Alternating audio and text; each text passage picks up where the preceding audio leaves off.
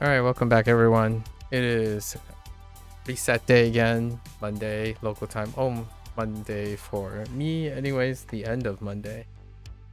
Fourth week, this is one of those bye weeks, so they've switched up the format,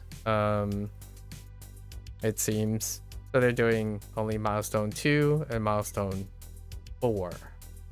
It isn't like clockwork every week anymore, and admittedly it kind of seems like they slammed the 2 weeks. So instead of staggering week 1 with milestones and then week 2 with milestones 3 and 4, it feels like whatever I did last week for milestone 2 stretched across. So I guess maybe it's a way to condense the milestones, but this week is in every other week, so we're gonna get in, do our weekly hauls. Again, the whole context is to maybe do 2 characters. I think I'm only gonna do 1 character. I see how maybe 2 characters, see how like the new repeatables work, because now we have a second. Last week it was an introduction to a whole set of new pool. The pool of repeatables expanded, and of course my consternation with the assassin thing, which was patched up, so it occurs more often. The last week's thing, there was some patch notes this week too, and then there was a statement released about tweaking and basically effectively nerfing the new companion, largely because it dealt double stats. It produced double stats and it scaled really well, and of course it gets nerfed. That kind of thing. And then the patch notes look like plugged up a few things, didn't address any of like quality of life things. So I usually get excited when there's patch notes, you read them, and then oftentimes I talk about the quality of life changes, but there weren't any quality of life changes that I would consider as something experience dependent. They're cleaning up some bugs, maybe some typos, and tweaking the trial, which again eludes me to this day. Every time I pop in, maybe even during the day, I tried during the day before I start streaming to see what it's like, and it's experience only, as you expect, because this game's designs and stuff do not promote any of that. So haven't really seen it. I don't expect to see it. Let's get in. I brought some topics, but I don't know if I'm going to talk about them. Let's just first iron out our rotations and whatnot, right? See how long it takes. Fill out the new repeatables. So let's see, it's 10 p.m. local time right up here. Let's take a look. Okay. Oh, and I guess we get a the weekly activity every other week. So I get 10 right away. Yippee! Amazing. Oh, actually, maybe the historian has an extra task. I doubt it. There wasn't anything that was done in a different instance, so I doubt it. Yep. Incredibly disagreeable. Like I find it incredibly disagreeable how they're going about it.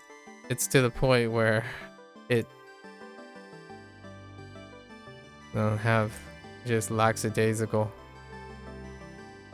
Alright. Well, let's do our campfire run. We get our first 10.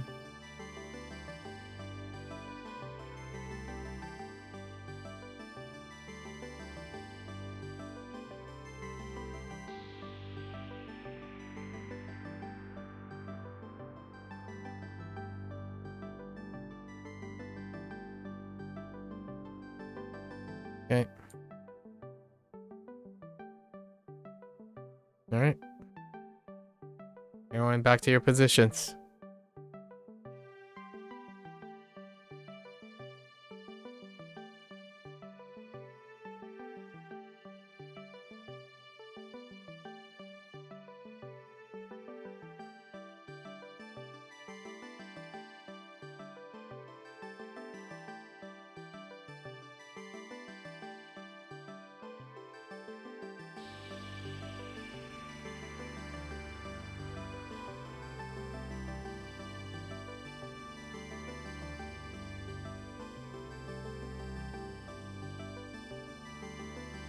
Okay.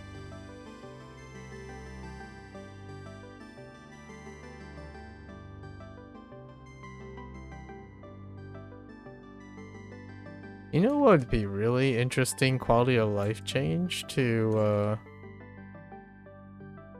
the Blade Master? Like just the Blade Master Paragon? When you enter Battle Rage, your stamina replenishes. Like maybe 1 gauge, one off replenishes. That would be an interesting mechanic because the sprint is inherently not that fantastic for a melee. In using the dodge thing, right? Compared to like a fighter or like anything that needs to be in melee contact. And then Warlock is the only other sprint one, but Warlocks are range. They could be melee if you want to put. This game is not designed to, or is not commonly punishing range. The trial, most of it is still more flexible for range. I think inherently range is more flexible. Okay. So we got thralls, sure. Where are you taking me for thralls? It's not where I would go for thralls.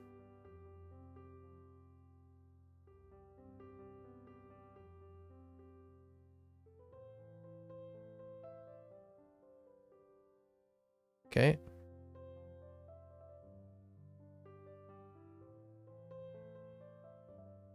I saw something spawn.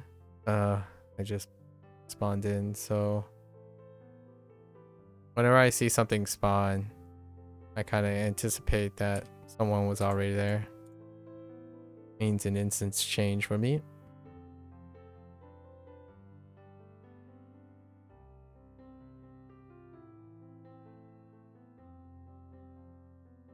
Yeah, the idea of or even giving passive a faster stamina regen during battle rage.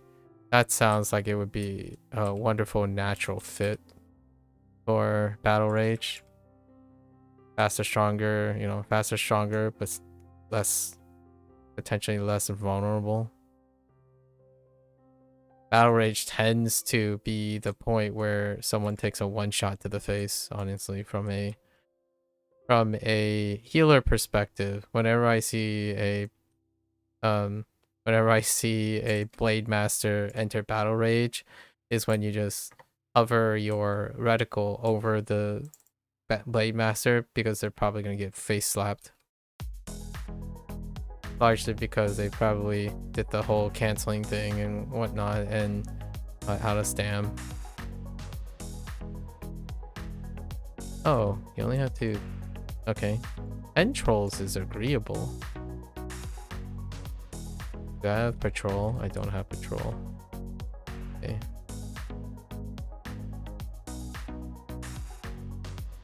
That is not the button, but alright. I did not mean to hit one.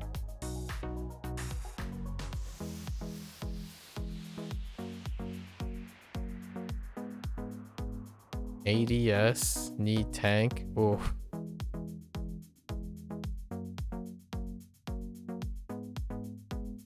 I can drag sanctum.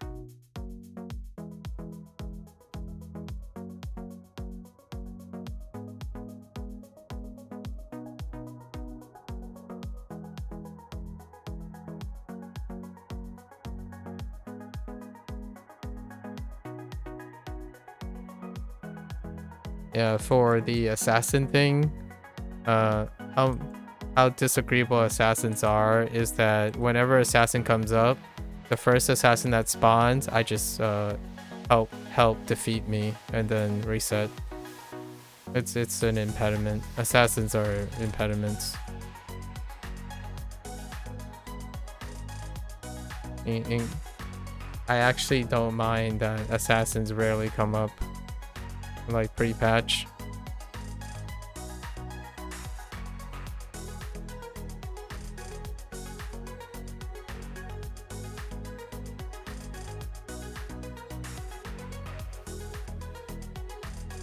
Okay, equipment is straight down right here. All right.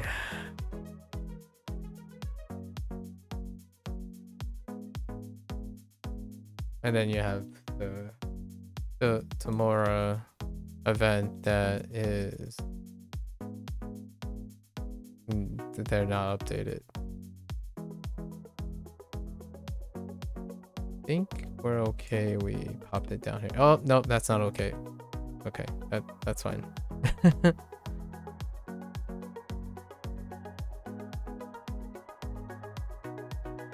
These ones are pretty good. I like these ones.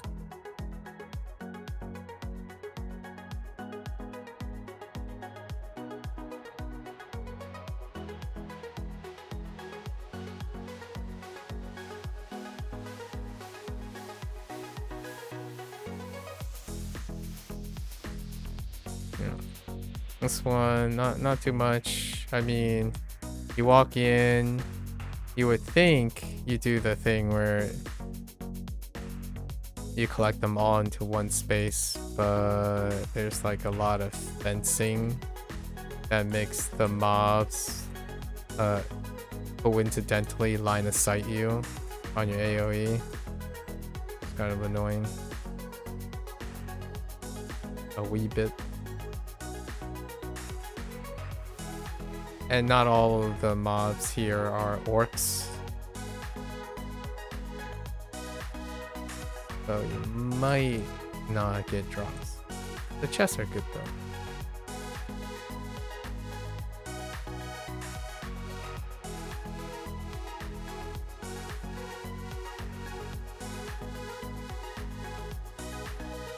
Yeah, like during battle rage, maybe like accelerated stamina, or even make it a talent or something. I don't know, make it a feat. That would be pretty fantastic. Oh, it's got locked. We gotta finish our lockbox opening.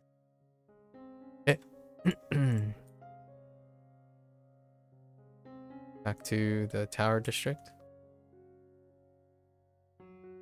We gotta do this like 8 billion more times. By 8 billion, I mean 15 times. Not 15 times. 10 times. Nope, that's too much. It's not that. 5 times 5.1, 5.3, 5.33 repeating. Honestly, whenever you have to cross back to the tower district, you turn them in because they're all separate things. So you just keep running until I basically have to complete 8. Right? Wait, 5 times, not 8, 16 of these.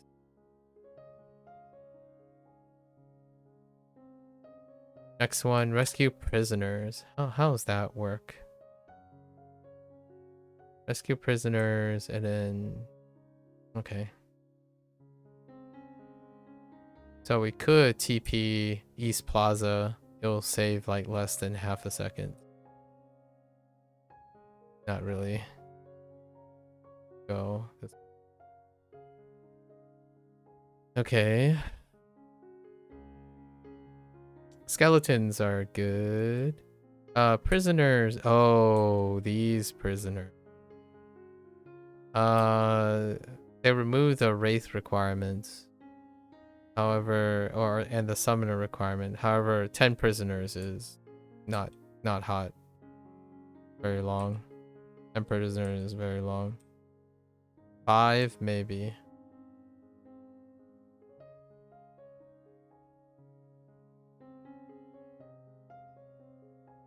Oops.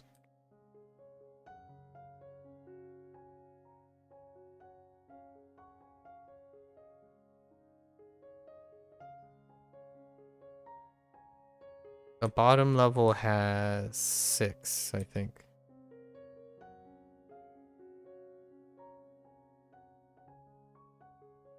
This is fairly long because all the units are range.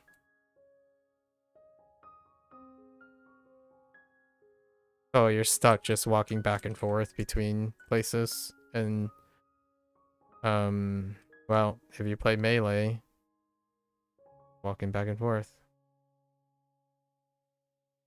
And they're adequately spread out. I mean, it's kind of nice. It's not very, like, dense. So, take little groups by itself. Silver lining.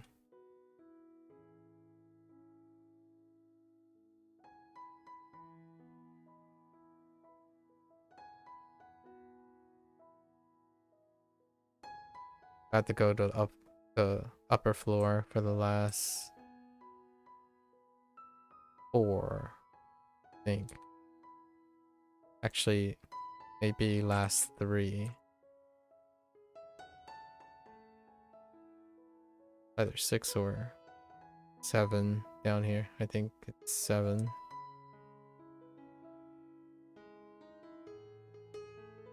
Yep, 7.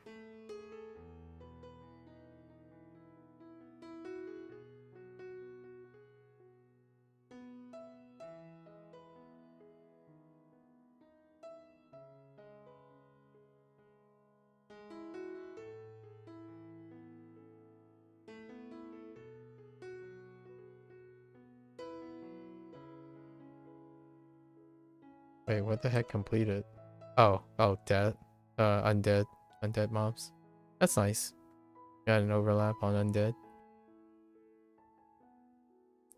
It was summoned by the summoners. Oh, we go up this tiny, very, very vertical stairs. Yeah, having mostly range mobs is not great.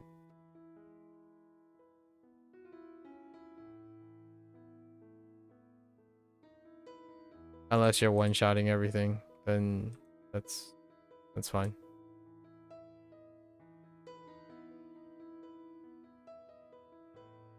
Pretty sure there are only 2 up here now that I think about it. Yeah, or 2.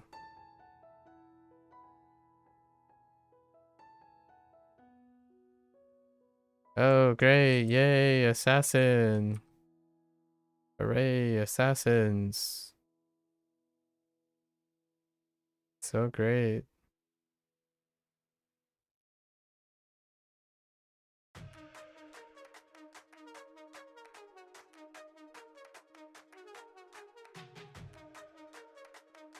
I don't know how these guys got aggro. Alright.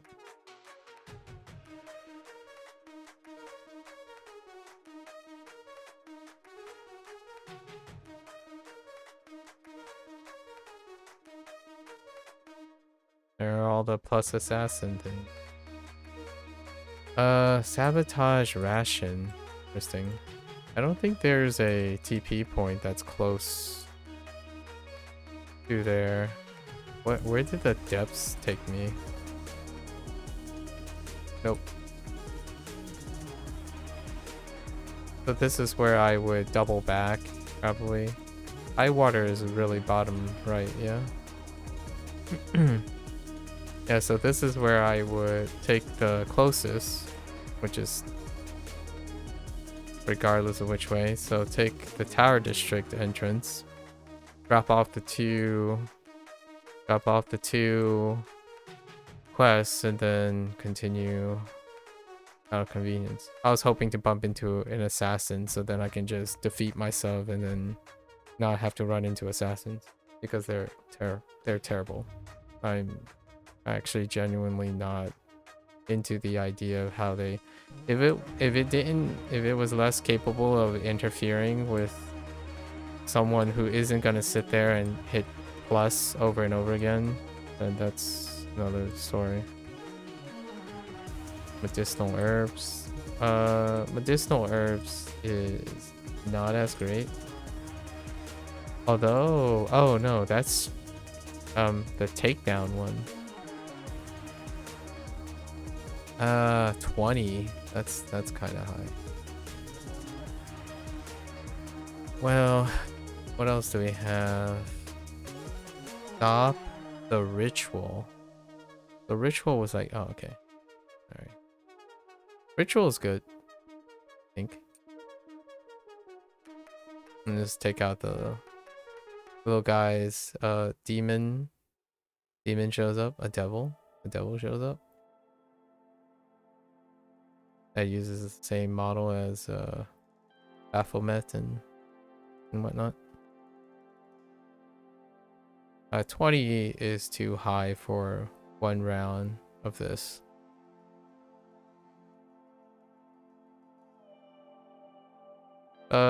We can like, this one's like here. It's like B tier.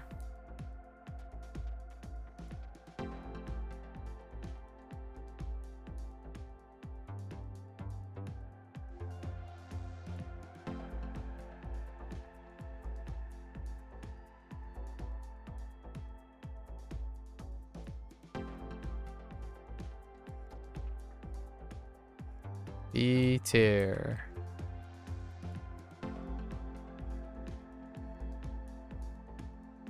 Oh, there's an assassin.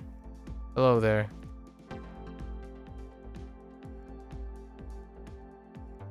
Yeah, I legitimately can't be bothered by that. And they made it more frequent, so that means it's just gonna come up again, depending on your like quest type. It's an actual impediment.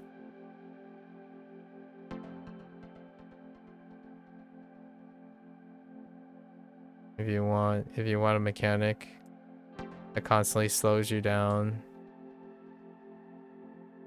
that's it.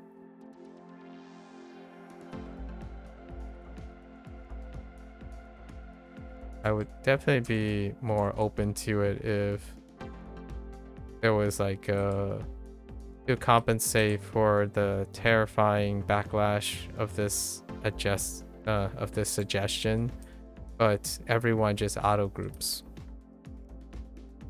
for the assassin. So whoever's in like in proximity when the assassin thing shows up, people are auto grouped. Sitting there tapping like, hey, and that would be a compliance thing though. Some people are like, oh, now I'm just tired of having to leave group whenever the assassin thing comes up because I don't want to be in a group. Like, well, the intent of the assassin and all the world events is to promote grouping among players, so it would line up with the goal. Otherwise, remove the assassin, scale down the assassin to solo play. Yeah.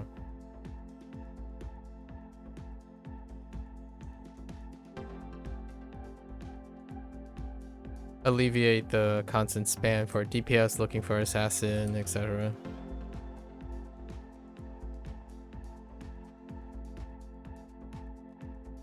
There was a comment about using there were a few people who were upset that LFG and a combination of LFG is being used for and zone chat being used for calling, if not LFG kind of situation. So there's someone who's disappointed.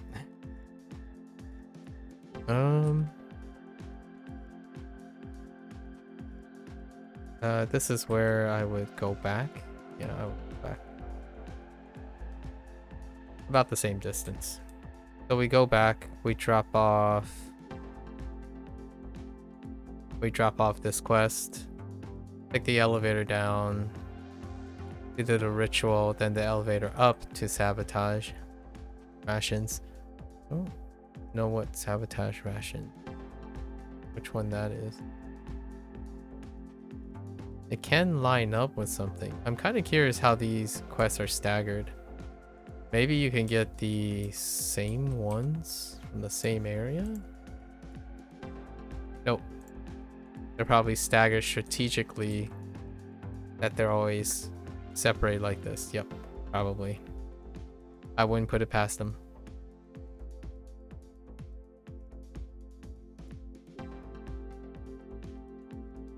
Maximize commute time.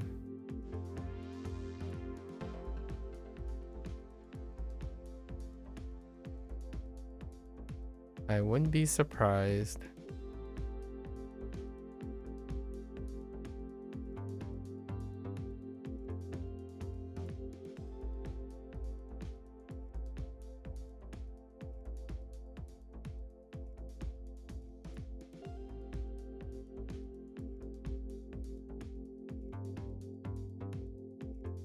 This one's pretty good.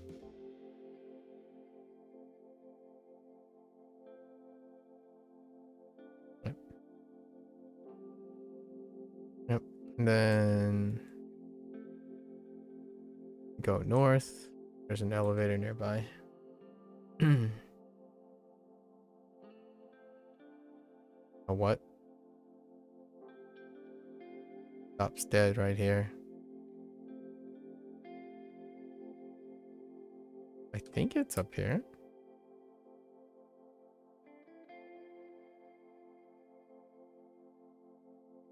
I don't actually know what I'm doing though.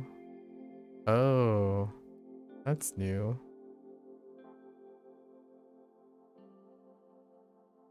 Good though.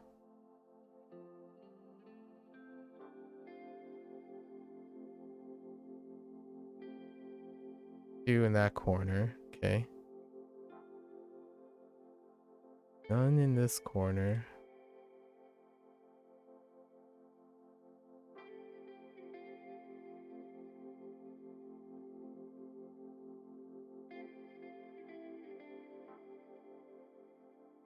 One in this corner. This is kind of tucked away. Not the greatest.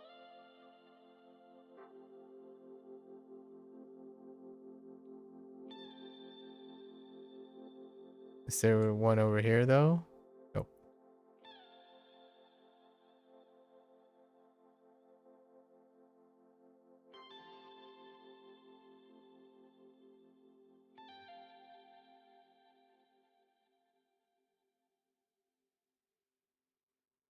Hmm.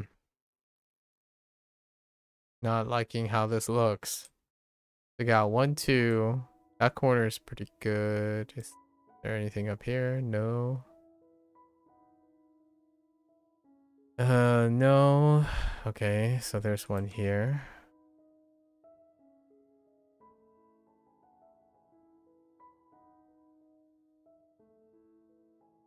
Like our friendly guy who's fighting. Okay.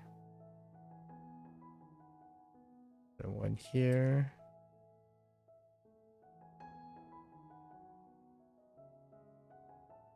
Definitely not very generous.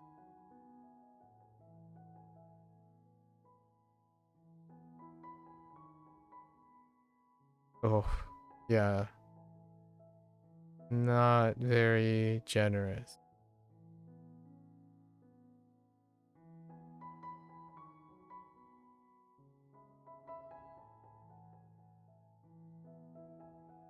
Okay. Okay. Interesting placements. Now we're heading back. It's about the same distance. So head back, dump the 2.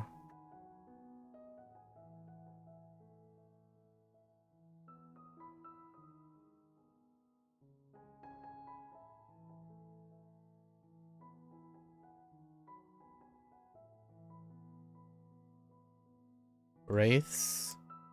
Wraiths are okay. 8 wraiths. That's pretty nice.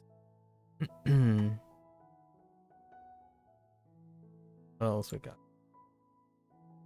Displacer bees. We can do race and displacer bees same place and then drop down for the equipment from this position. Yeah. So head west for displacers, past the patrol. So the patrol is gonna attack here. Oop.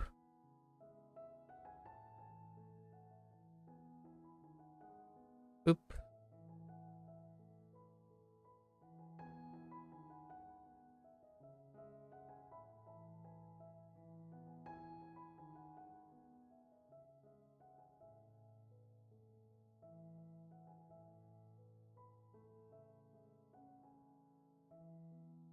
All right.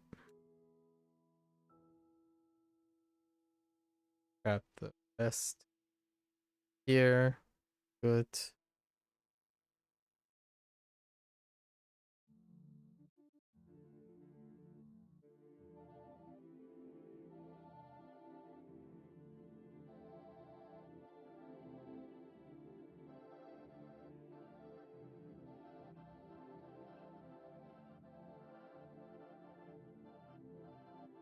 Okay. All right. And the rays are to our west.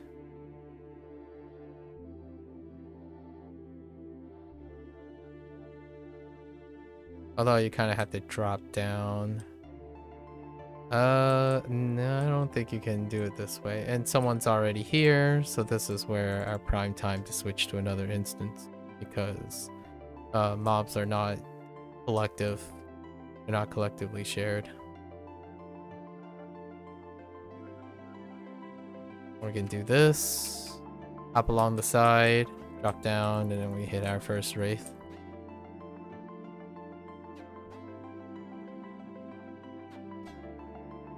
The top set don't have any wraiths.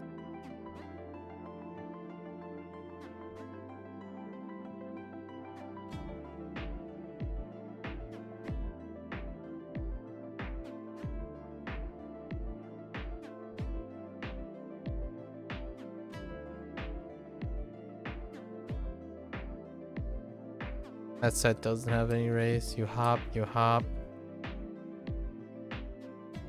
Okay.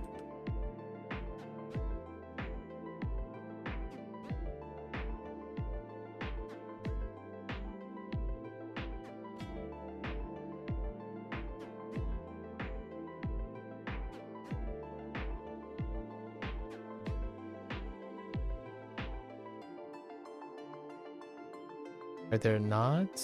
Oh yeah, they're 8 tier.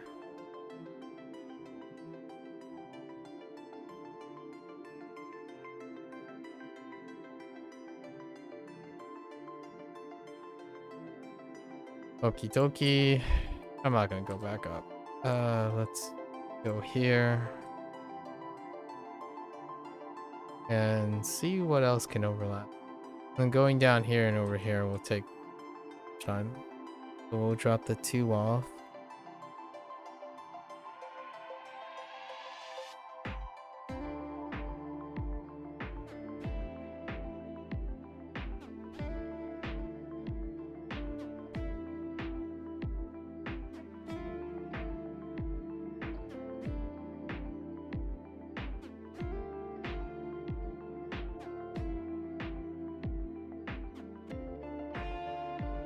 Mana supply, we're going back to Ebon Heights. Ugh. Okay. Alright. Yeah, can I get another Ebon Heights? Ritual. Going down. Ritual and work equipment. I don't know if Ebon Heights can line up with whatever that food supply thing is. It might be the same NPC. I'm going this way first.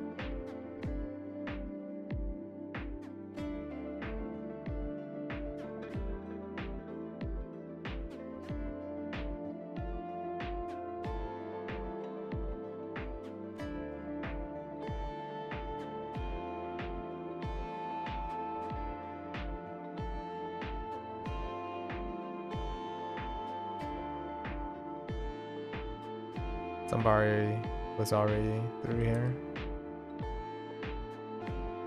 So we got the chesticles. The chesticles.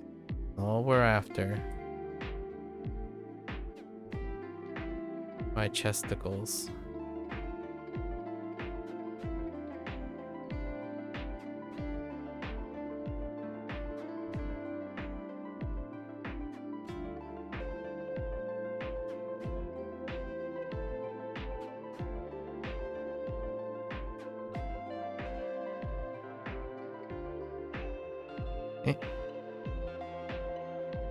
The chesticles.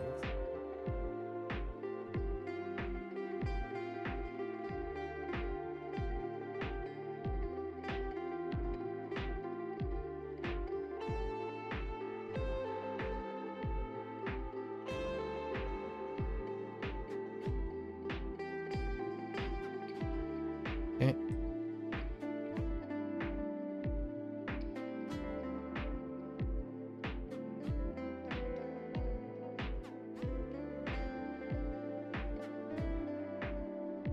Come on, give me 2.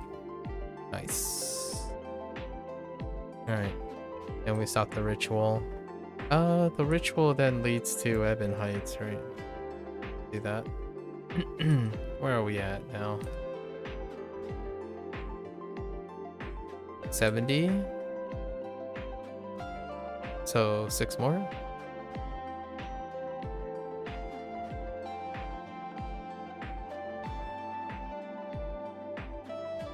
Six more, so 3 and then 3 more. That's pretty quick. We're at what, 36 minutes? Maybe like 34 minutes, excluding the 2 minutes early.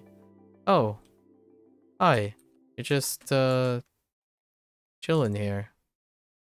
Oh, maybe you only have to stop the ritual. You don't have to take out the guy. That's why. Wow, amazing. Thank you. Thank you, whoever was doing that. So I'll leave it for the next person. Thank you for the pro tip.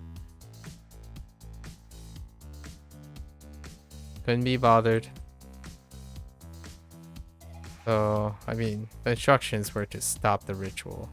They're doing just that. Oh no! No, you have to defeat the guy. It says defeat. What the heck? What was that guy doing? Oh, might have been doing something else, actually. No, it does instruct you to defeat this guy afterwards.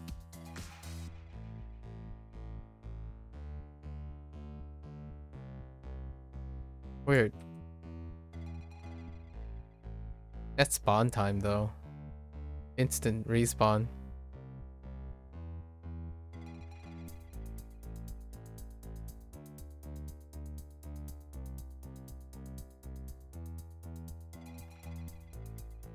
Alright. Which one is this? Supply? Supply is pretty nicely arranged.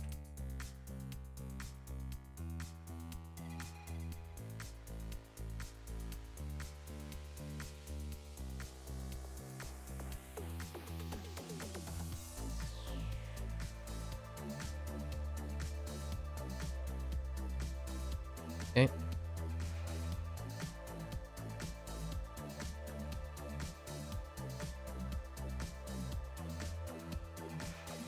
Okay.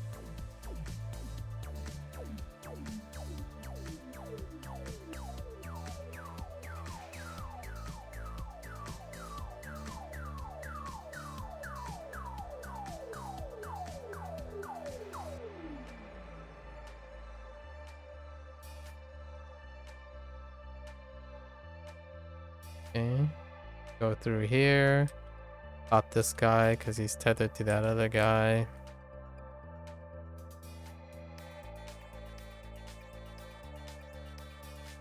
Okay. And then one around this corner. Alright. Not bad, not bad. This one was good. Good setup. I think the new ones actually balance it out. You get less of the Shambler. Shambler, C tier for sure. Shambler, C tier. Supply is like A tier. The Undead, 10 Undead is S tier for sure. The Trolls are pretty good too. Troll is like S tier. A tier for Orc equipment. Wraiths, main, and those are kind of like just B tier. What do we have? Wraiths? I think Wraith is like B. Wraiths are B tier. Undead is S tier.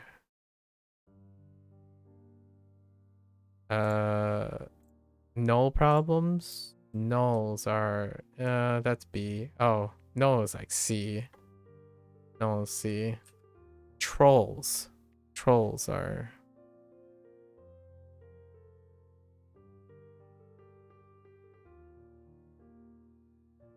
Trolls is like A tier. I'm gonna give Trolls like A tier. Undead you can do anywhere. Wanted poster? Wanted poster is like D tier. Wanted poster.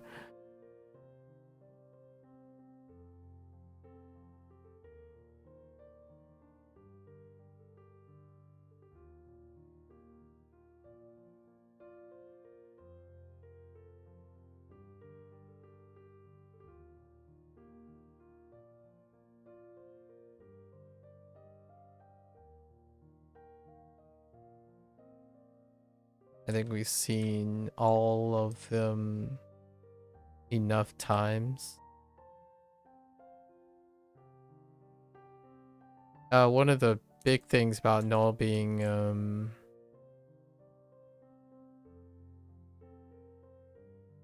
B or lower is because the mobs use ranger type moves. And charging moves. So they either back up or they charge you. So that means expected damage, and that's kind of annoying too. So now, because of that person, I can't complete it. I have to switch instances. That's why 30 sucks. Okay, if you have a requirement, a takedown requirement that is more that requires you to nearly clear out a place, that downgrades you to C tier.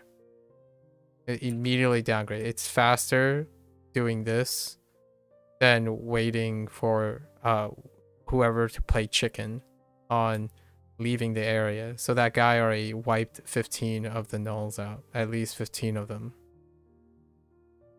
Even if the spawn rate is like really fast, or if they try to accelerate it. Spawn rate being really fast isn't that a convenience, because that means that if you're doing the quest and you're clearing things, they can respawn on top of whatever you're trying to clear. So I wouldn't immediately jump straight to increasing the spawn time.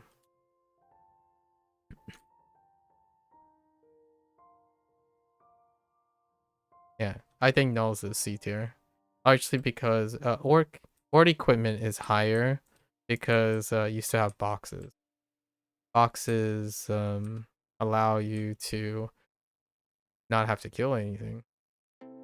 Yeah, so like that person, if that person happened to be nulls, that could be delayed again. That's why assassin is like 0 tier. Assassin is absolutely 0 tier.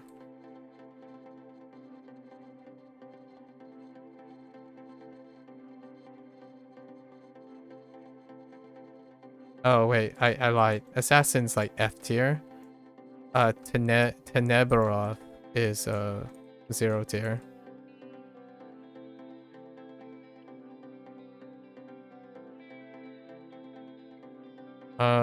Heroic encounters this time around, F. It's an F tier. They're entertaining and all that, but we're not. I'm not using that as a metric. The metric is how it gels with everything, like doing the upkeep and whatnot. Heroic encounters pass, hard pass. We jump. We negate falling damage by doing the shenanigans of targeting something. You can also do that in the trial. It's kind of fun to do. Hop in on... I don't know where all these things are coming from, but okay.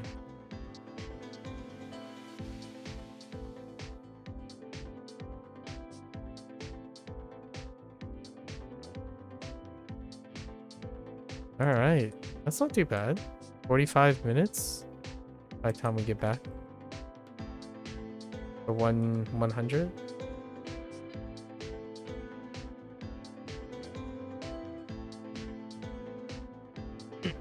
Still not Mount Hope now kind of thing. 15 minutes. I think the quickest was 15 minutes. And even then, most of the 15 minutes to 20 minutes was legwork. Because you were going through the instances. Oat now had a really long like verticality one that takes a while to path. It takes up a lot of time. It's something different. This is not. Oh, there you go. Crisp. I think the new pool reduced the chance of hitting the it raised the average score. Yeah.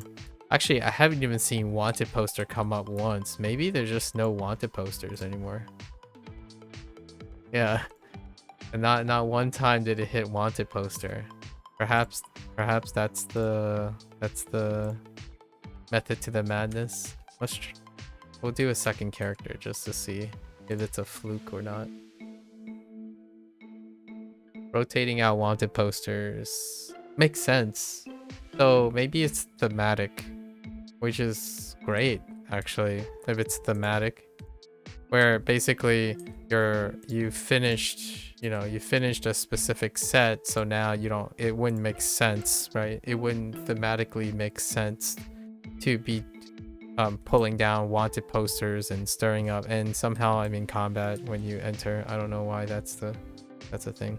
I didn't actually even finish the turn-in stuff for the milestones because the milestones took longer than the repeatables. Oh, I still have wanted posters. Oh boy. I guess that's an incentive to finish the milestones. If it truly prevents... Yeah, I should finish the milestone.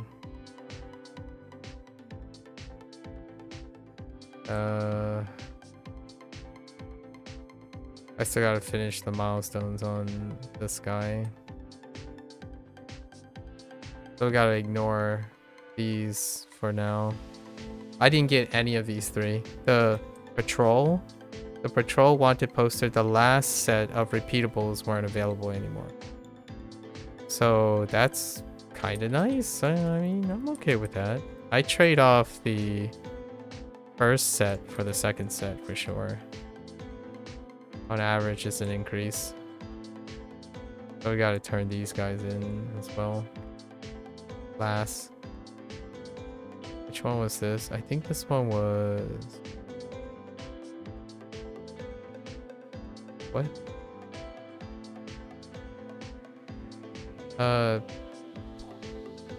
Well, Strand was the dude, right? Oh, up here.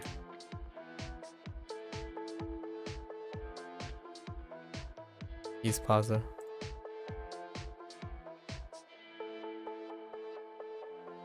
Then we can take out the Ezreal.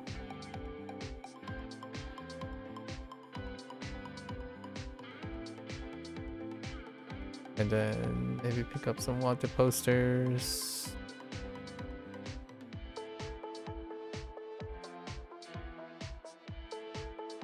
Oh wait, I think I didn't pick up the weekly activities. That's fine, I guess.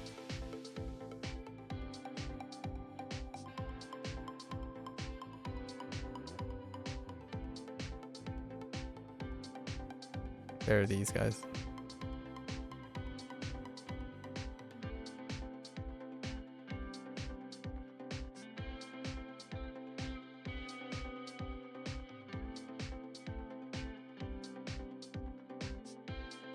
Okay.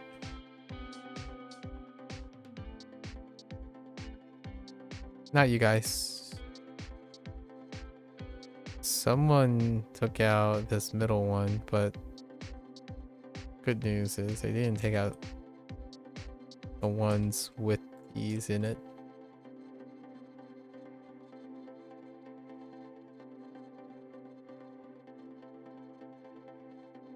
Okay.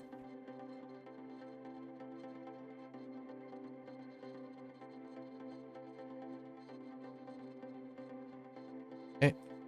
All right. Oh, hi. All right.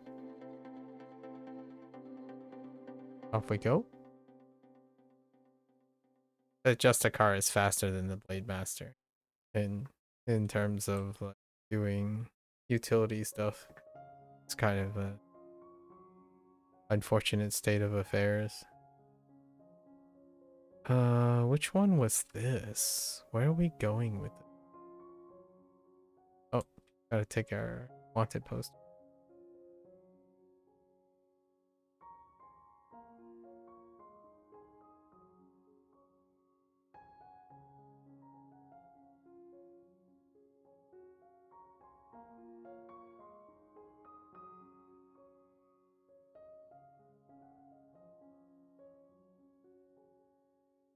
Okay.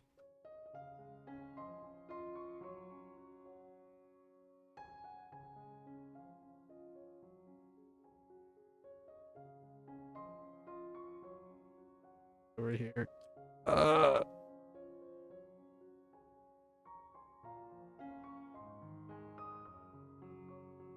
I missed one.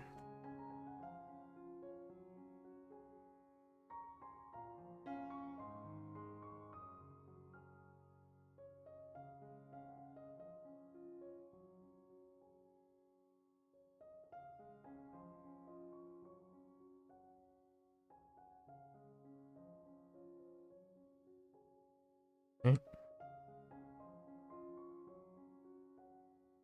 Okay. One poster to grab.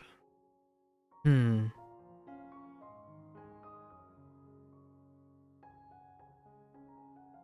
Oh, right. Yes. That dude.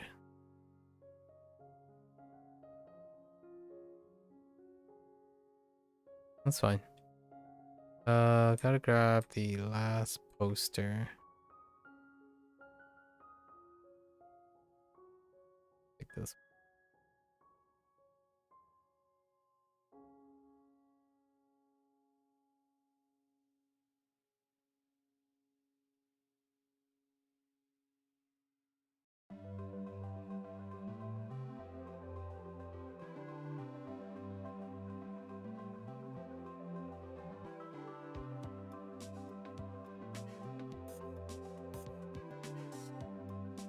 Be very, very... Nope.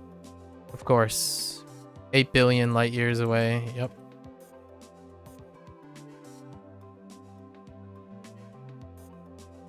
Such great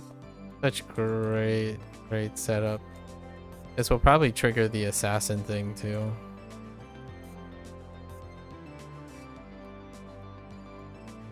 By great, I mean no. Pass. Alright.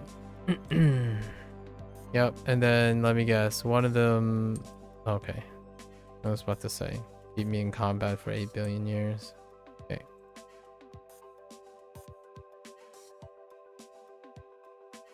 Alright.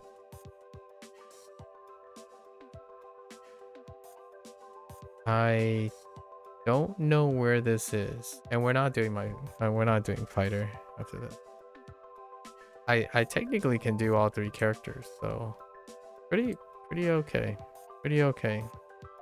Still below average, so today is basically a 4 out of 10, right? Below average. It's always gonna be below average because of weeklies. Not doing weeklies. More or less. Oh, I should not turn these in yet. I want to test.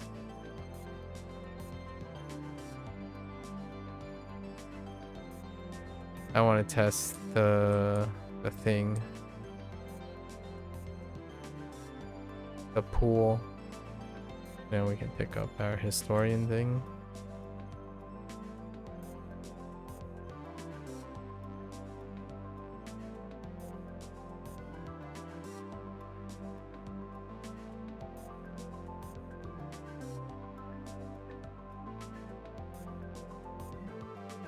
Yep, those guys are dead. Someone took them out. Switch instances. And it puts me downstairs, which is annoying as heck. Go back to East Plaza, which puts us at the top. Then we can take this guy out. Yep.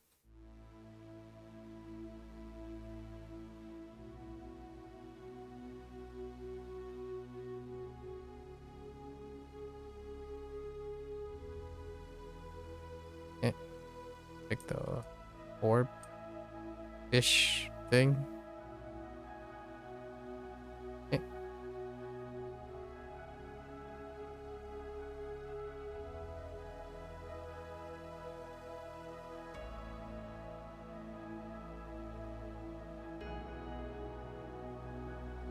Back to this person. Skip.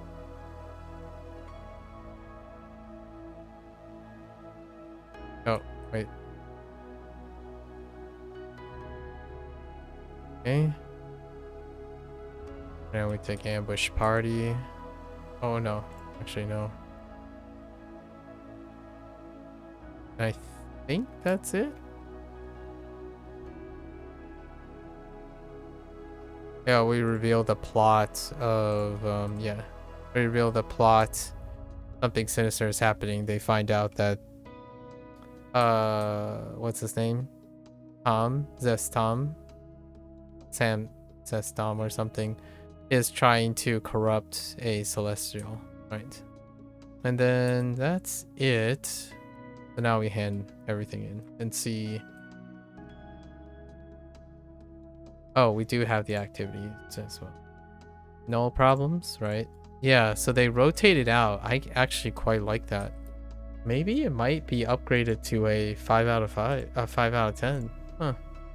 Yeah, so they rotate out the old set to make it like kind of lore progression. I kind of like it. I think it's still 4 out of 10 because the weeklies.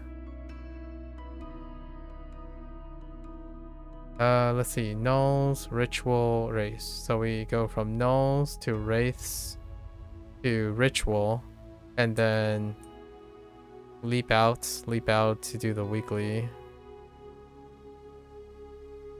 Yeah, not bad. Not bad. It's okay.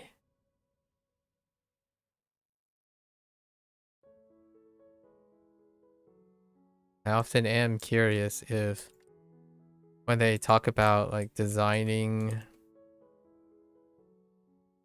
the dailies and weeklies, do they talk about this? Like oh, hey, if we laid it out here this way, what would people like, you know, like how does the playtest work? In terms of overall feel, I often wonder. Because I mean, this is bread and butter now. Should be bread and butter.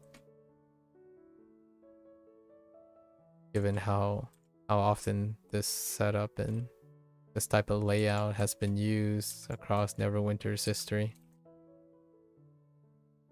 Neverwinter Online's history.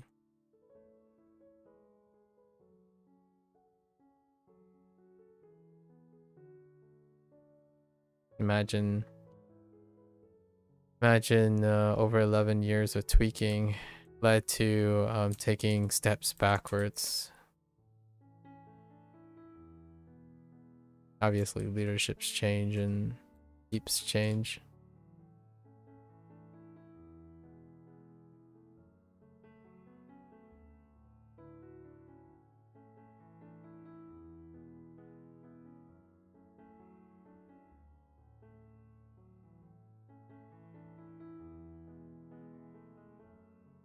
Alright, and then we're going to our Wraith.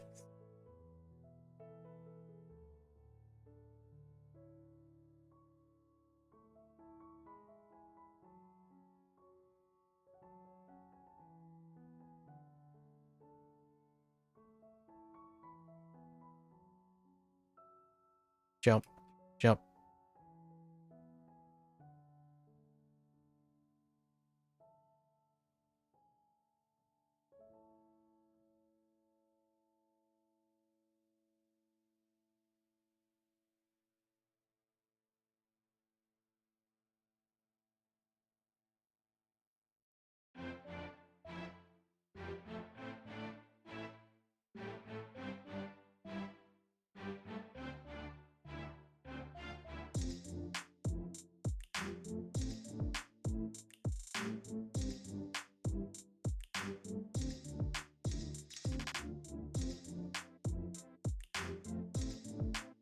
Need a charge.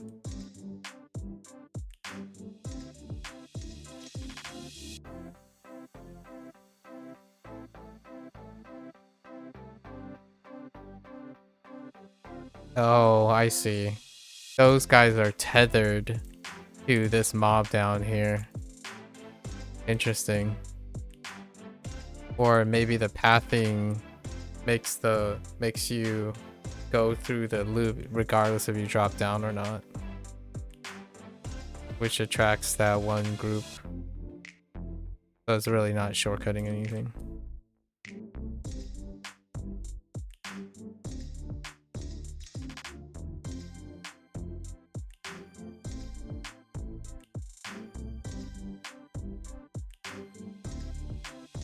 Right.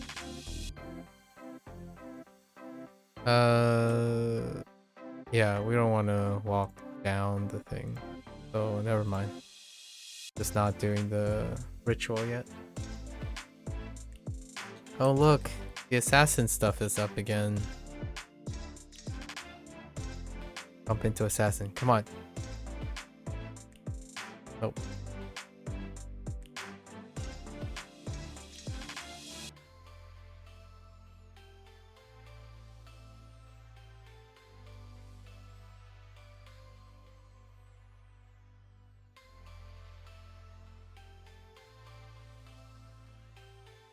Drop these off. Rations. I think the ration guy is the new supply guy, right? So the ration got replaced by the supplies. Oh.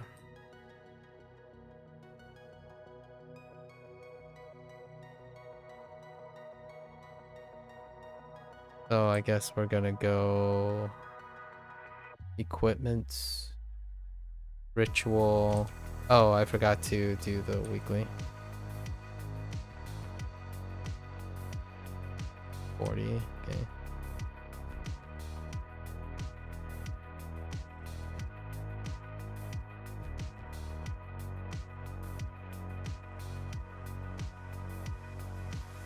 And milestone is going to be next week. We do the milestone. And I expect, what I'm expecting is the conclusion. And then whatever post-week stuff there, nothing happens. That's usually how it goes.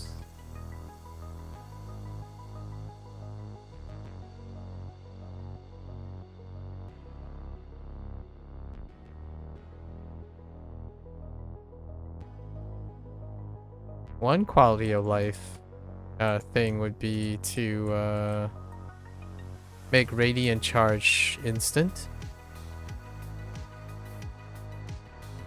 The AoE for Justicar, radiant charge, or make the animation more, make the thing more reliable. Make it like the shield guy or something. I don't know. But these like mobs who have like wide radius reduce the casting time because it's comically terrible. The AoE that Justicar has. Comically. not exaggerating.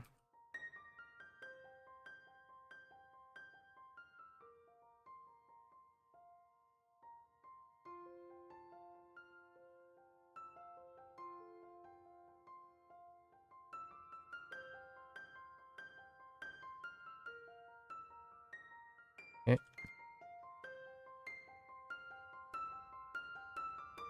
Okie dokie. Off to the ritual. Whoops. But go.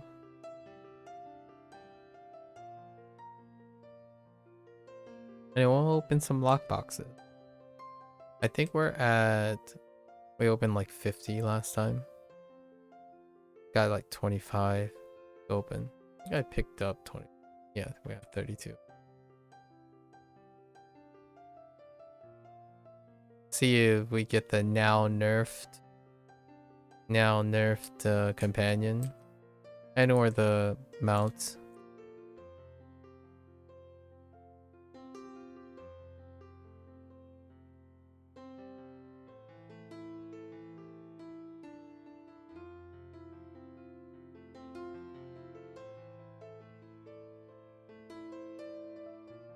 All right. Straight into, haven't bumped into assassin. Oh, there's the assassin. You just defeat self, takes you to the nearest point, and then bypass the assassin. Can't be bothered. Super quick.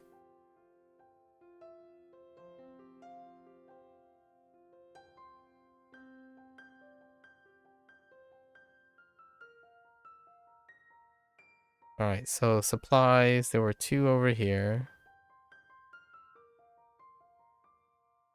1 tucked in the corner.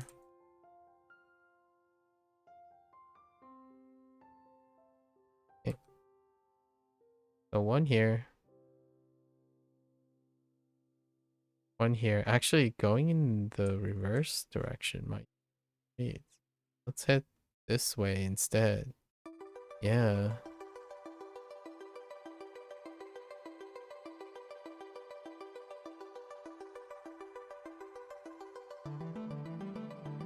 So there's 1 in here.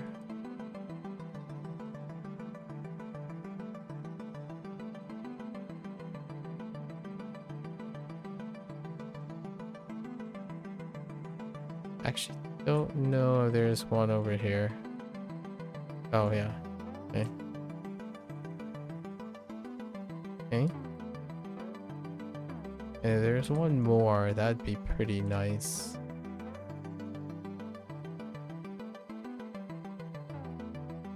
Don't see 1 on this side.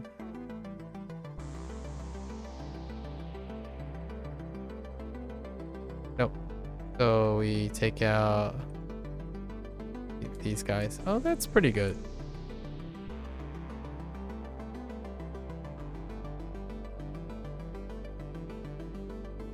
Yeah, like this range for radiant charge. That red box, radiant charge. And then reduce the animation time by at least half. That would be fantastic. Quality of life change for improvements for Justicar. It's not like radiant charge does a lot of damage or anything like that. At most, I could see it as a utility to knock down things, but it's completely its casting time is terrifyingly long. It gets canceled all the time because of that. It leaves you vulnerable, and still you can be knocked out of it. I mean, even giving it invulnerability when you cast is probably an improvement on it. I just have no use. The use is not great, and its targeting is unreliable because its casting time is so ridiculous. I would even take the grounded effects of Serpent, the Serpent artifact. Be ascribed to the Radiant charge. Guess we're gonna do the thing last? Okay. So we have trolls. Oh, there's the evoker and cat. No, I think it was just luck. We got lucky in the RNG. Oh. The evokers, conjurers, illusionists, the key. That does kind of look like it lines up with the second half. But we didn't get that at all. So it is random, sort of. For a tank, the nice thing about tanks is you can just roam around and collect all the trolls. Come on, guys. Stop resetting the one time you want them to have. The times that you want. Yeah, see, that canceled the mount power. And I mean, that just happens to radiant charge, period.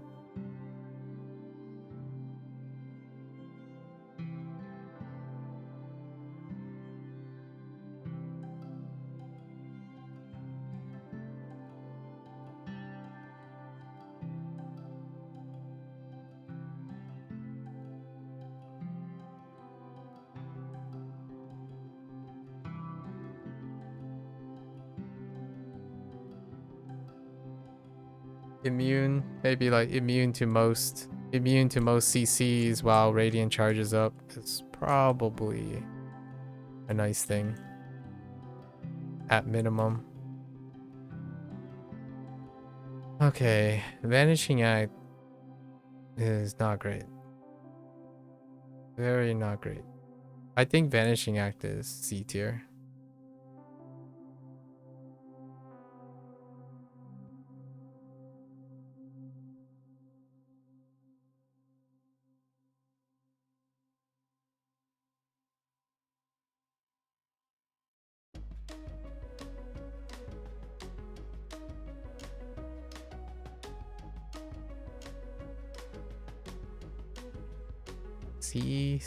C. Not F, but it's C.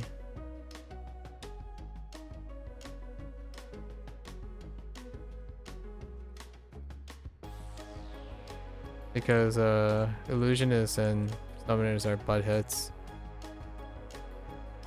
And their job rate is not guaranteed. They drop a rune. Or whatever is dropping the rune is not.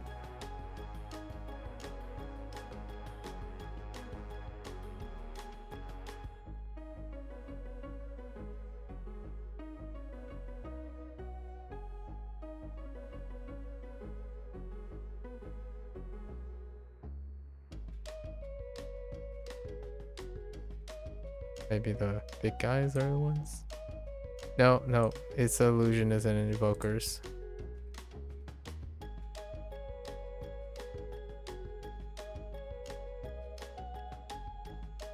Not the apprentice, yeah. Not apprentices. Just wanted to check. Sometimes it's kind of wider than it says. Because they share like creature types.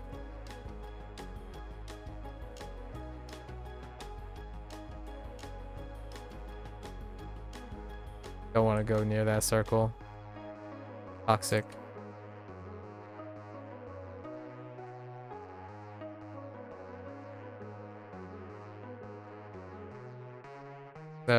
All those guys are linked together, so they form a circle exactly enough distance to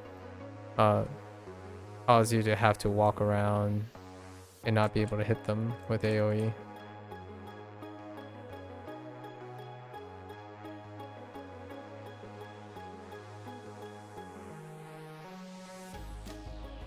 I have no idea where that's come from.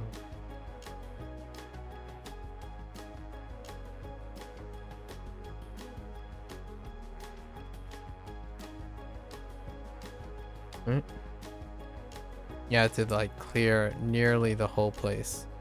I think you actually have to clear the circle. I might actually downgrade this too. No, you might be able to get away with not touching them. Yeah, actually.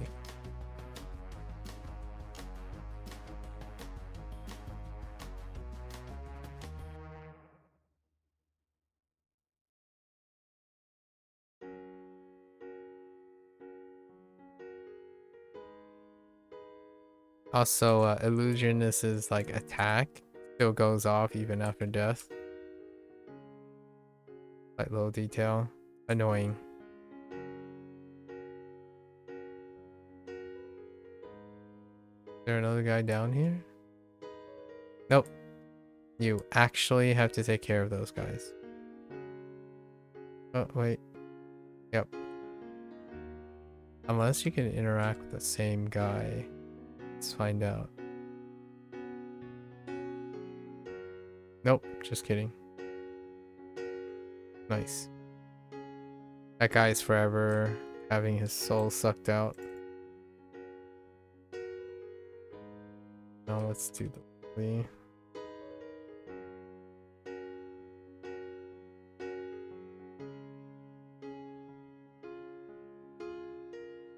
Tank, LFG, ASOD plus experience. Amazing.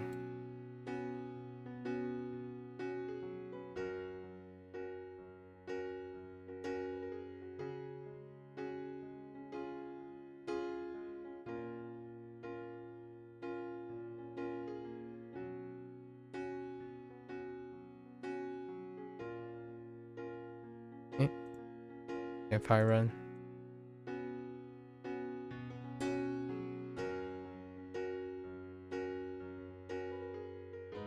Alright.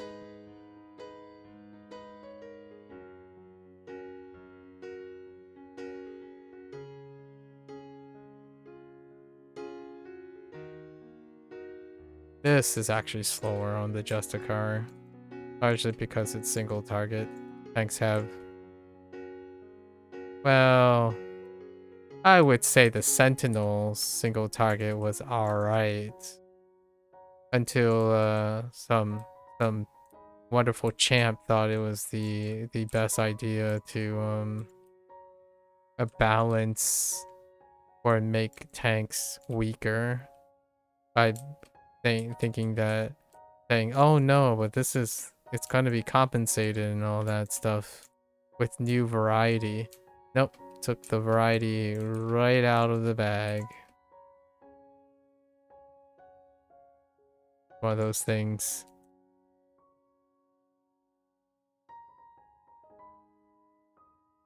Imagine balancing by removing utility from a role that is non-competitive.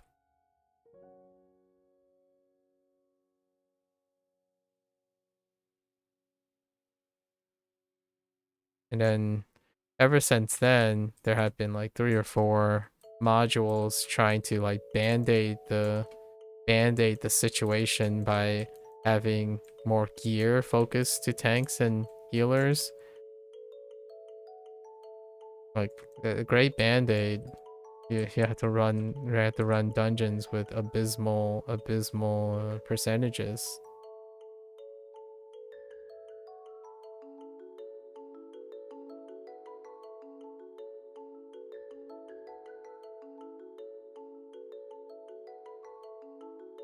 Anything to increase playtime, I suppose.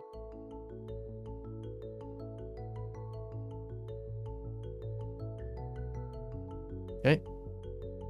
And oh, it actually spawns here. It's convenient.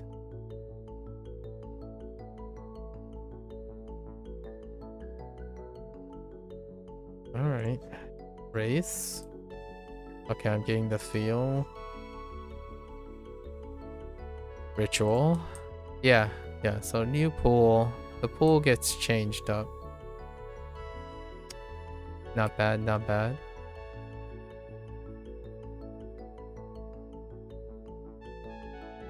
And here, Where are we at? 25? Okay. Prisoner. Prisoner is where wraiths are. That's nice. Prisoner, wraith, and ritual. I can drop down quickly for the ritual. And then go to the prisoner, which also overlaps with the wraith.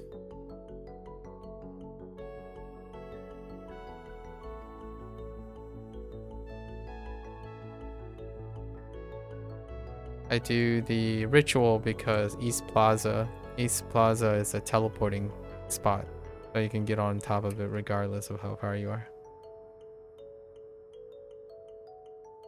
Alright, here we are again.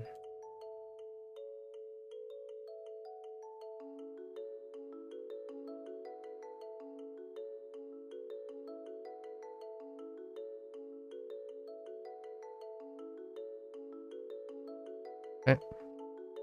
Yeah, we TP to East Plaza. Take the elevator down. No more wanted posters. I think wanted posters, yeah. 0 tier. Well, F tier because of heroics are worse and Eneboroth is worse. But the worst of the repeatables. No wanted posters. What a game changer. Enough for me to upgrade from a 3 out of 10 to a 4 out of 10.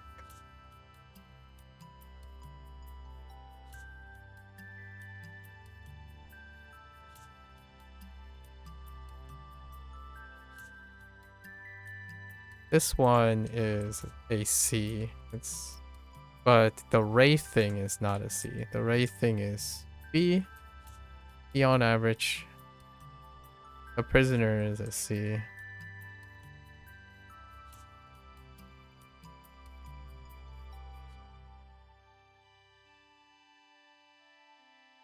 But we're on our paladin, so.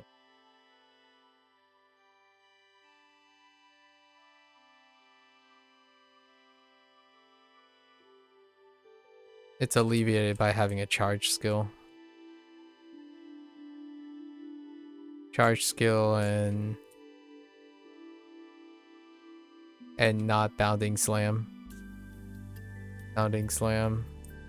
That's another thing that needs a quality of life change that they failed to change. They changed it, quote unquote changed it. Didn't really change anything. I remember I was really excited that, oh, they're taking away sentinel slashing and AP gain. I'm like, all right, that's fine. In exchange for something that speeds up the maybe, because they said they were gonna fix bounding or change bounding slam, and basically nothing changed. Still clunky, inaccessible. That's a quality of life change to Sentinel that I have yet to wait for. Change Bounding Slam to Radiant Slam and just keep calling it Bounding Slam.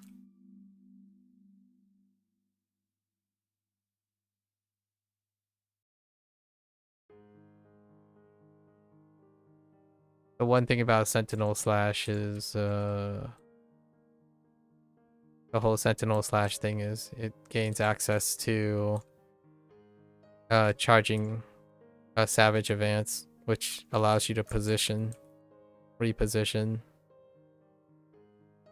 without using something like Mighty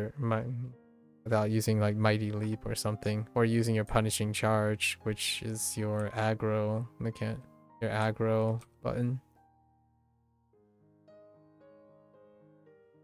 You always stay ahead of DPS, right? Stay ahead of DPS. You have the skills. You can have the skills to stay ahead of DPS.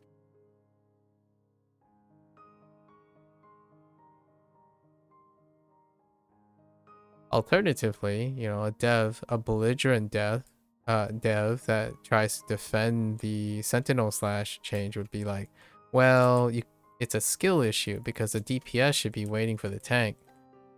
Like, well, the may not have to wait for the DPS if you didn't make the change.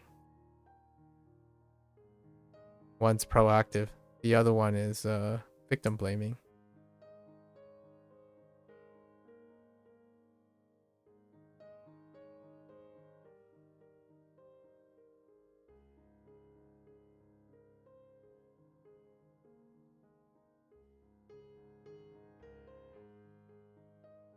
And then maybe someone will mention something like, well, but what about the fighter? The fighter doesn't have... The fighter has Threatening Rush. It's a little bit clunkier than Radiant Slam, but the fighter, the Guardian fighter, also the Vanguard has 2 charges, not 1. Charges are more reliable than leaping, and punishing charge. And that's still not their aggro mechanic. Their aggro mechanic's the anvil.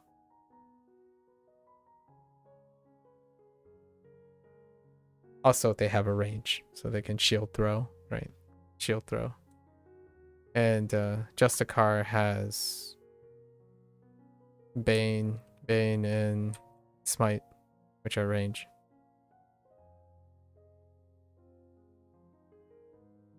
Okay. Wraith, rations. Okay. Okay. Undead.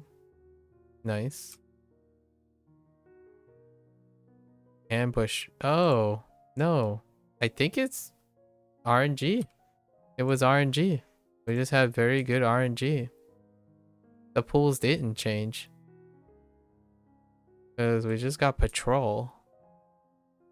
So not getting wanted poster is kind of funny. Yeah, we got patrol just now. We only have to finish 2. So we're gonna go with undead and the patrol.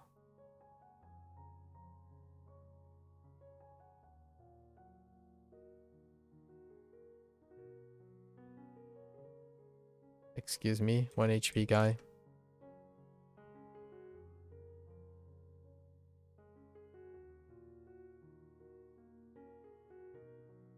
Right? Should be 1 right there.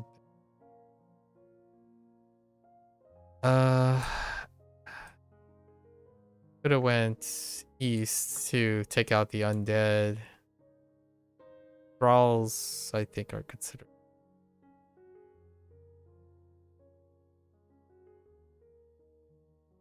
Where are you guys? There you are.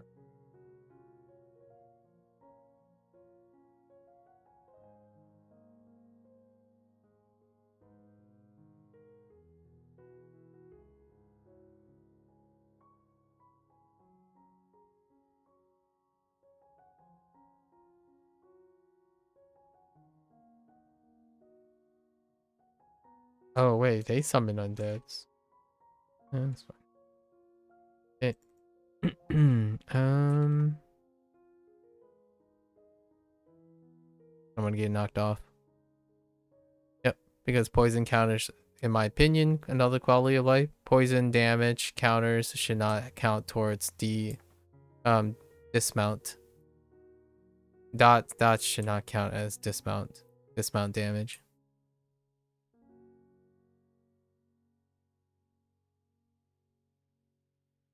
Also, dots should not interrupt interactions. Pretty sure thralls are considered undead. Let's see. Otherwise, we just go... Let's see. I'm kind of curious. Yeah.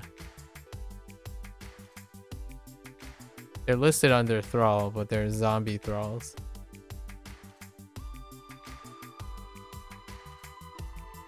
This is the most reliable spread of stuff. Low HP too.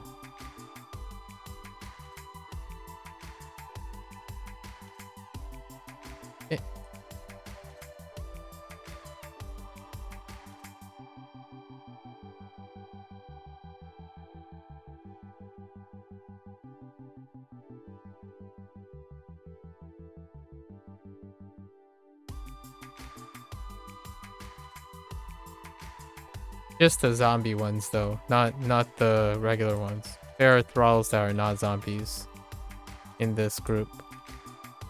Only the zombie ones. The Zambonis. Oh. I thought there were 15. Oh, okay. There we go. Alright. And that's it. We did 2 characters. It's kind of painful for the Dreadnought, but not that bad. You just OTK, you just off yourself, defeat you on the assassin, speeds things up. What was that? 45 minutes as well. Not bad. We're not gonna do a 3rd character. I think I got enough information on the 2. Pretty brisk. So it was pure luck. Pure luck that I didn't encounter the wanted posters. Maybe those are not in the cycle.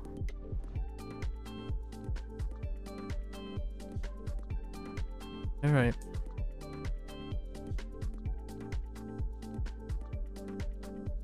Compensation, 5 keys. Oh yeah, this is the compensation thing because it was retroactively gimped. And that's fine. You get 5 keys. Neat. I sold some stuff. Okay. Alright, and speaking of neat, how many keys do I have on this? 13. I don't have enough keys on this guy to reach the milestone. So let's throw... Well, let's open the 13 and then we'll open the rest on the barbarian, right? Alright, let's see if we get the stuff. What number are we on? It's before 50. Okay. Below average. You look kind of nice. Below average. Ooh, that's good. Above average. Below average. Very below average. Non-existent. And bonus reward was non-existent. I'll take keys though. But this is easily one of the, like, this is low. This is 0, 0. Ah, that makes up for it. Pretty good, pretty good. Got 5 more keys. Pretty good. This is above average, the most common above average. I think Devil Precision is nice. Yeah, that's good. That's well above average. Meh. Very meh. Meh. Alright. So how many do we have left? It's either 75 or a mythic. 75 or a mythic, whichever comes first. Go over here. Open the others. And then we wait till the next lockbox. I do 75 because I could do 75 at each lockbox. Because this guy has 130 keys. Yeah, it's usually rolling over a little bit. Right. Rage of Flames. Which one is that? Oh, this one's really good. That's well above average. Demonic Power is not. That is below. Or that's meh. Meh. That's below average. That's 0 value. Average. Average. Average. Meh. Meh.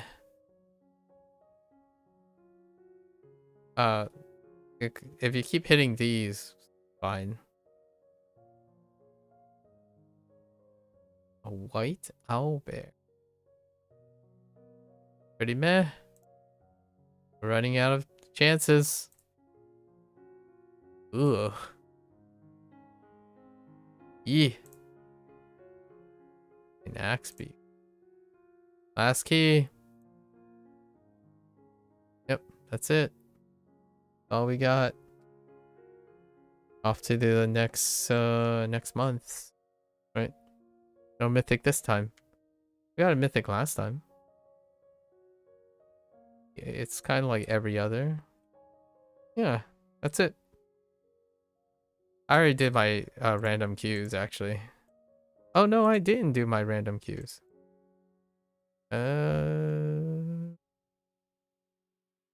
Maybe we do a bonus? What time is it? We got 25 minutes. I will queue into an RTQ and see if it's the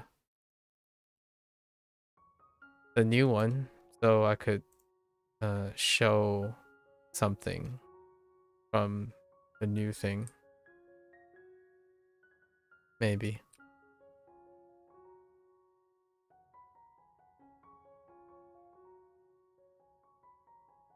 All right. Now let's just queue into this. Oh.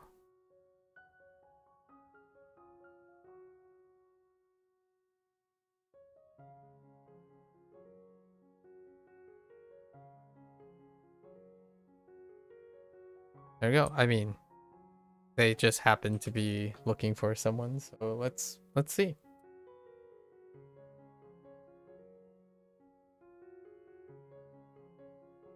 I could show off what the assets look like. If it lands on... I didn't even think about the trial at all. Usually I wait till the story says what the trial is, but what is it called? Shackles of Divinity. I mean, let's see if it hits Shackle of Divinity. It's hit Shackle of Divinity like 4 times, actually, already. 4 out of the 6 days. 4 out of the 6 days it hit Shackle. It looks cool. I really like all the... I even... My favorite... I think one of the cool, nice things is the bomb. The skull bomb reticle. I really enjoy that. The skull bomb reticle is pretty cool. The soak reticle may require still TLC because I still feel like people don't understand that. And then there's those little fun patterns. There are lots of fun patterns with like a box constructed out of tiny circles and then a few circles in the middle, but you can stay in the inside of the box. The sword animation is pretty cool. There's a lot of cool things in the trial. The trial looks really nice. The intermediate platforming is exciting. The hiding behind the wall, I like it. The trial's pretty good. It's disappointing that it's tiered like that, and obviously it's still a trial, so the most entertainment you get. Actually, I would argue that the vast majority of people probably encounter that largely through the RTQ.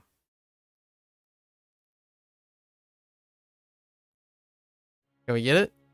Oh, there we go. We did it. It's like 80% of the time. Maybe they did it deliberately. I don't know. It could be deliberate. Where there's a higher chance of rolling, because I rolled into this most of the time. At least this week.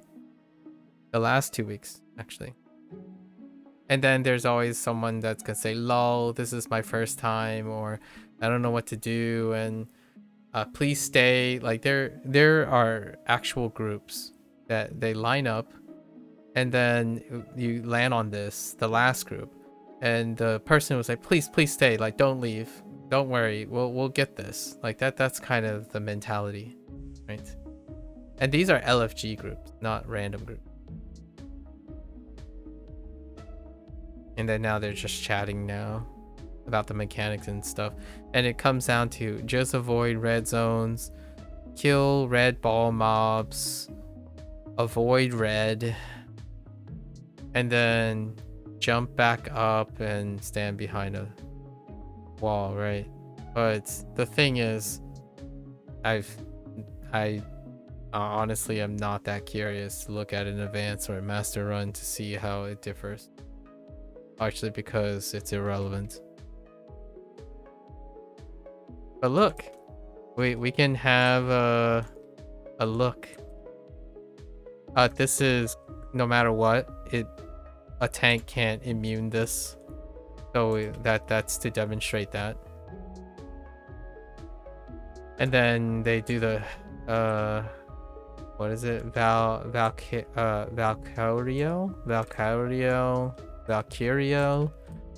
targets the tank with the blade. Although that guy is using. And then I like this. This reticle is pretty cool.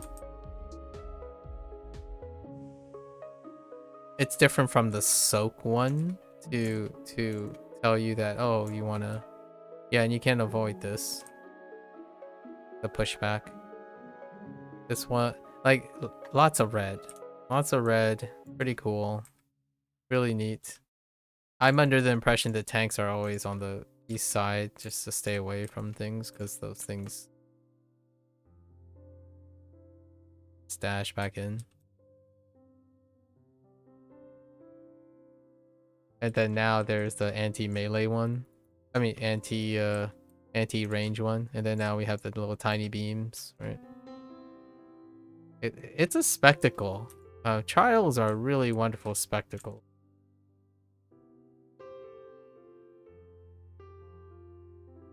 And now we drop off. I'm over here. Drop off down here. You're supposed to be doing this, but you could just wait. Or use a shift. You jump off and you shift. But since if you're a tank like me, you can't do that, obviously. You can't negate fall damage by shifting. Oh, and I'm on the other side. So I'm just gonna take this guy. Right? And I'm gonna beep this guy. And I'm gonna run towards the team. And then they're gonna go the opposite direction. Continue to go the opposite direction of me. Okay, someone wised up and decide, no, they're just gonna, okay. We're just gonna make this a fun little ring around the rosy.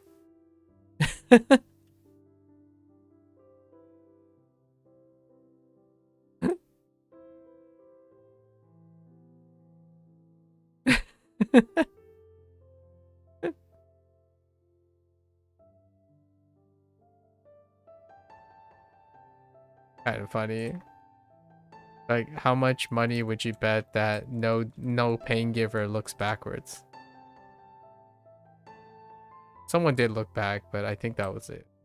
It might have been the healing lock. This part is cool. I like it. I think this trial.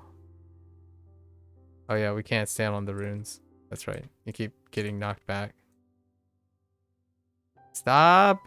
I'm too close. Alright. And then we hide behind the wall, which is neat. I love it.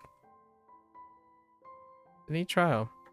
I wonder what other mechanics are omitted. If there are any mechanics.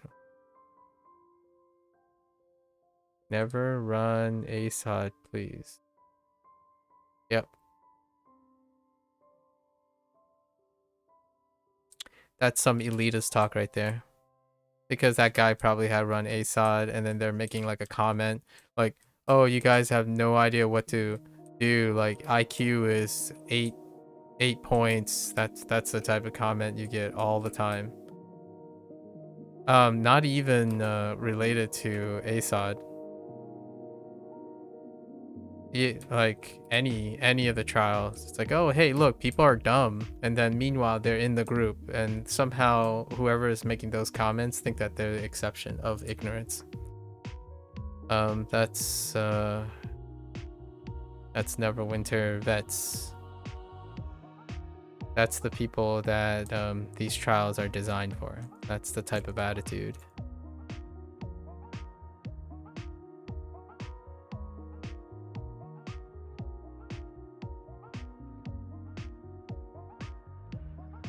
And what I mean by that is it's not everyone, obviously. It's when it comes to bad actors and loudest minority voice. Like someone just typed like never run, never host this because some person keeps touching the runes. Like, yeah.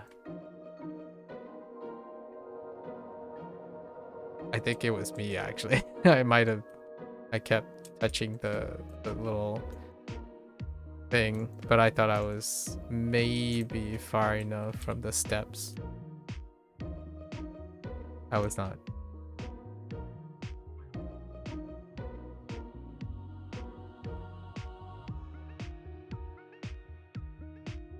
You have to admit how ironic that comment is, right? How do you become used to knowing the mechanics, running them, but because of the tier system, right, it creates a mentality like that. Please leave the boss where they are. Don't grab them all. Nah.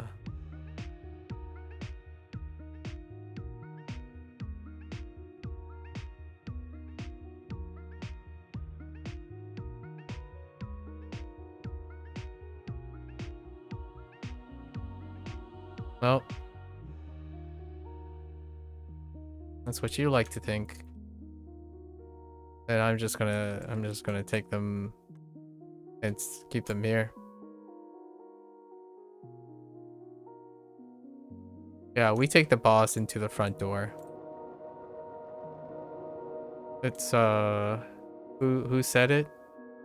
Let me guess. DPS? DPS.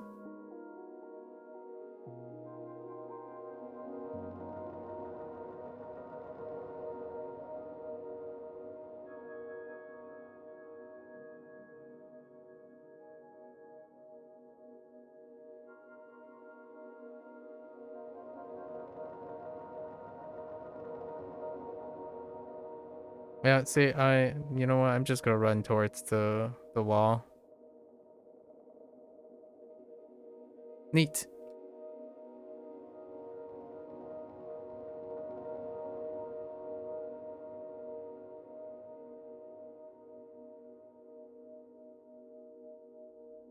Dead. Of course. Who would have thought? Thank you, professional pain giver who knows the tendency of people's movement speeds. Of course the other tank died.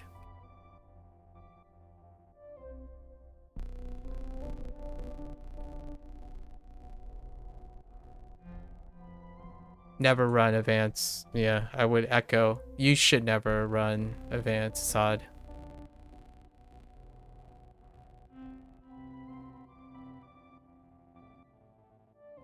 Actually, probably not. Let's say much anyway. Oh, look.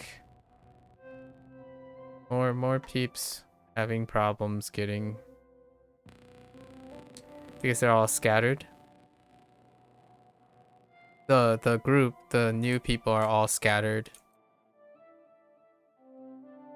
Went whichever direction they wanted.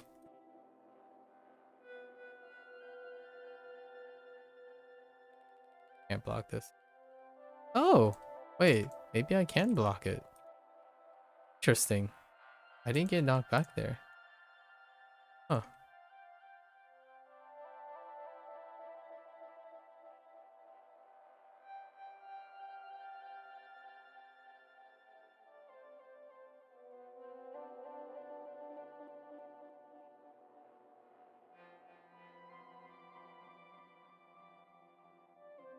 I'm not surprised. The person who thinks they can DPS and they're on top, dictating and making comments about intelligence.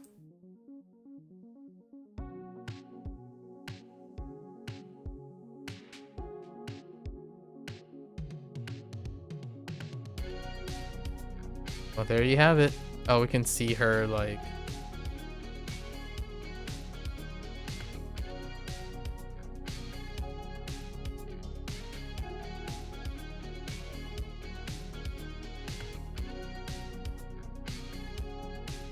Neat, right? Very neat looking. Celestials are cool. Very cool. It has like twinges of, oh, you can speak to her. I was to suffer a corruption that would rend my essence, and I felt every waking moment of it. My soul is weakened, it aches, yet I stand because of you. No words can convey the depths of my gratitude for this. I pledge to watch over you until my debt is paid. This I swear. May Ilmater cast me down if I break this oath. Interesting. It reminds me a lot of the Zariel stuff.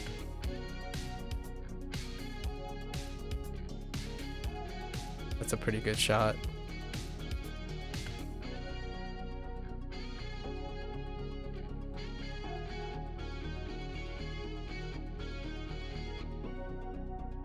Yep. Oh, and no rerolls, so you just pick it up and go. That's it. Perfect. Perfect icing. Some might even say it was calculated. Alright. Other than the a guy who has a stick up his butt. That looks about right.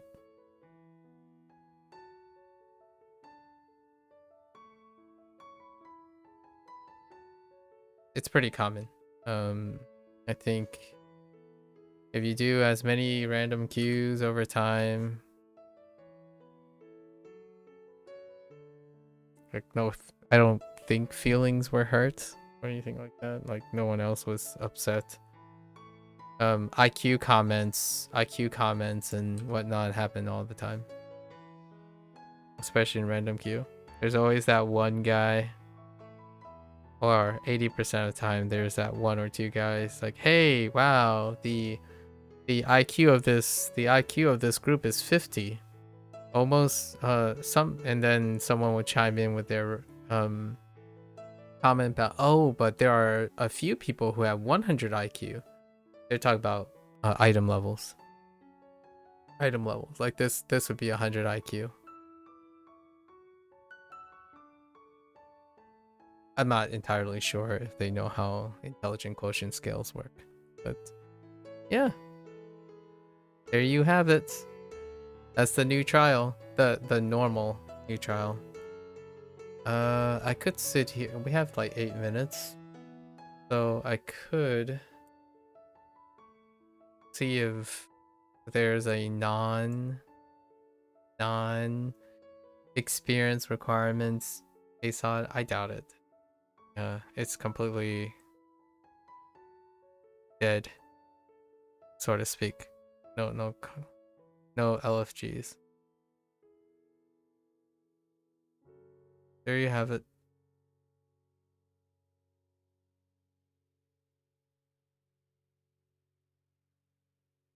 All right, so let's wrap up.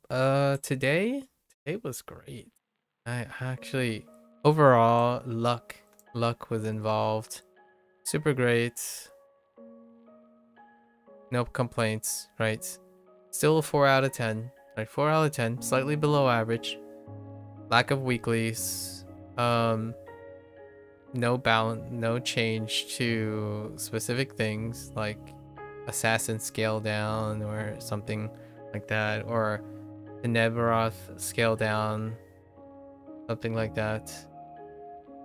I think this module requires a few TLCs, and maybe even a quality of life patch change, but no QOLs. I feel whenever there's a new module, at least the first 4 or 5 weeks, there are chances. There are often chances for quality of life changes to either the UI or the player experience, or possibly a little slight tweak to the classes, Paragon changes. But in this case, from this week to this week, no, there haven't. And once it hits the honeymoon period, which is after the 4th milestone, rarely will you see any changes happen. It'll be working on the next thing, I suppose, or there currently. And maybe fix typographical errors here and there. A lot of times it's to remove potential exploits or bugs and whatnot. Places that are potentially weak, like removing a mechanic if it can lead to a weird interaction that causes the boss to disintegrate or something. Oftentimes players do end up discovering certain weird interactions. One fun one would be, I still remember, like for an example, in terms of trials, I still remember Crown had a hole in the gate, so you can respawn and just slip through the gate, so there's no like actual physical barrier to re-entering the trial after being taken out. So that's a fun one. I don't remember any other bigger ones. I think this one was pretty funny. So you're not dead, like when you get knocked out, you just slip through the gate. Slip through the gate. This one, I think there might have been a mechanic. It's like one mechanic, and then they changed up some of the area effects and L's and whatnot. Purely, I think, very minimal cosmetic tweaking. And then probably scaled some things back because normal was like that. And then advanced probably scaled back a little, and then they probably scaled up the masters. That's usually the dichotomy in this game. Those who do masters are already overly chunking the trials, as opposed to the polar opposite.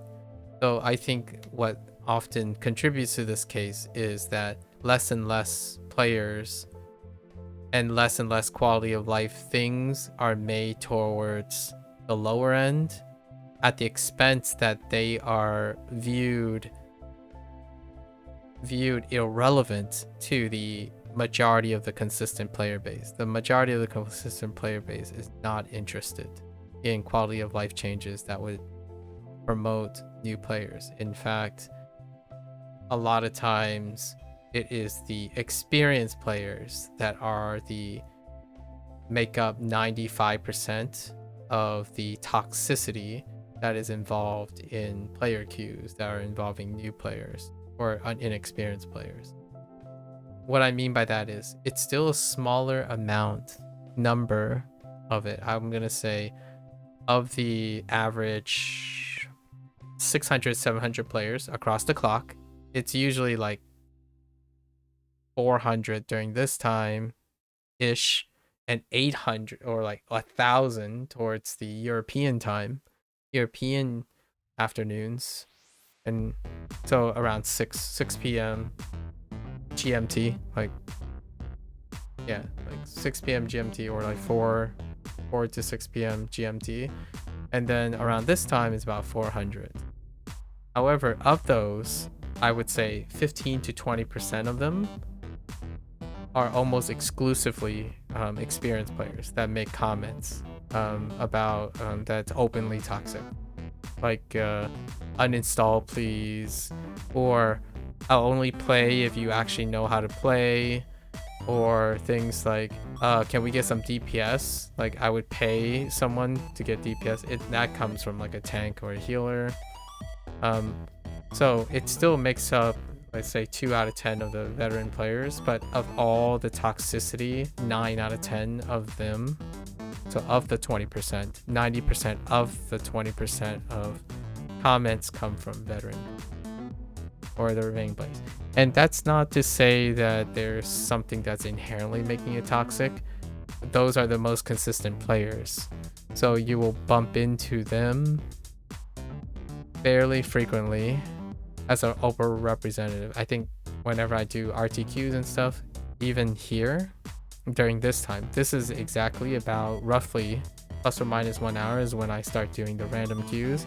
The vast majority of time, nothing is said, but the ones who say something the moment you look at their character, they would be someone from a master's run, or someone who's up to date on gear, or someone who has access to that privilege.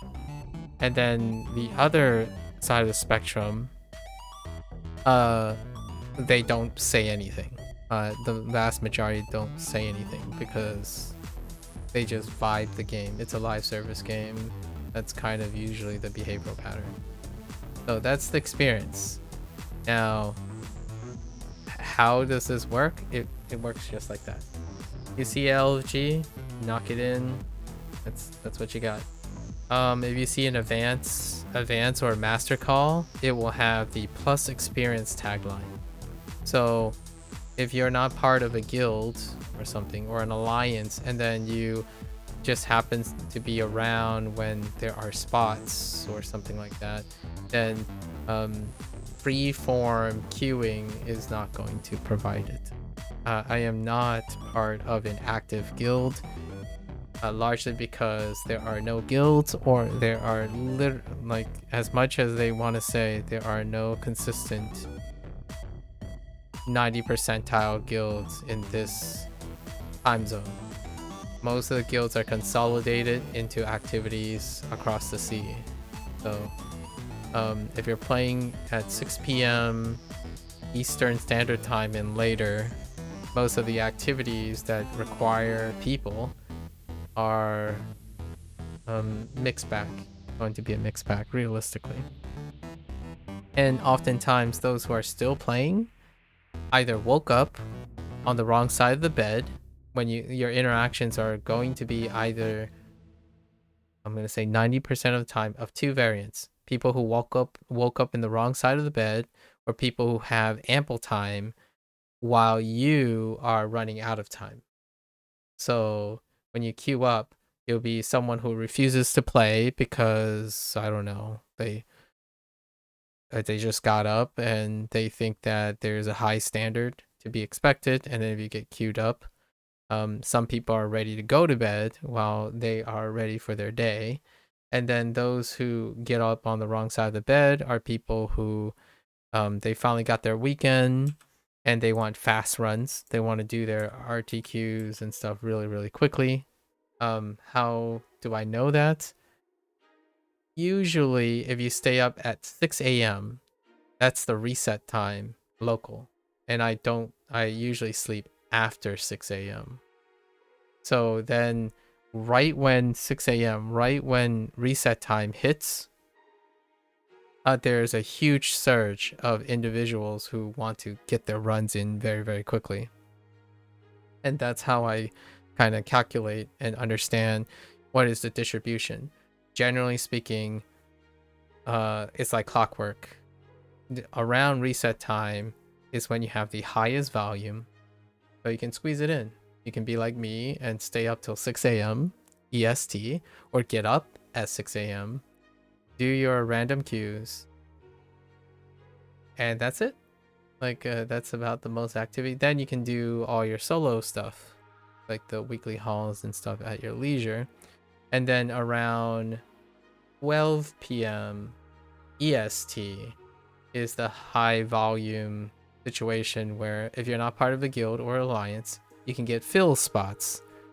And those fill spots are likely going to allow you to witness, advance, and trial queues at the cost of likely being the one being blamed for being incompetent, and at the site of being pointed as the point of failure.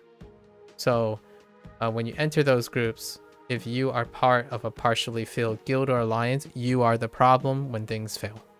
So or you join their guild and you do the guild run thing, then there will be silent passive aggressive finger pointing kind of thing going on, unless you're part of the elite guilds, which I guess that's still a thing, where they already have pre-designated all their choices and player pool. So that's what they do each time, and those are more like exclusive stuff. Those are privilege positions. That's kind of the general summary, I suppose. I'm being a little bit reductive here. I'm trying to cover what are the likely experience cases? And for my experience cases, in another 6 hours, when I go and write and do language learning and whatnot, in 6 hours time, I will hop on here, get 2 queues or 3 queues if people are feeling frisky. So like if trial queue lines up, I queue up as a healer or a tank, and then RDQ queue up it's instant. Like it's very quick. 15 minutes there, 15 minutes there, 30 minutes, and you wrap up. That's enough for 100k Astro Diamonds. And then from time to time, I would log in midday, and the comments that I made today are 90% of the experience.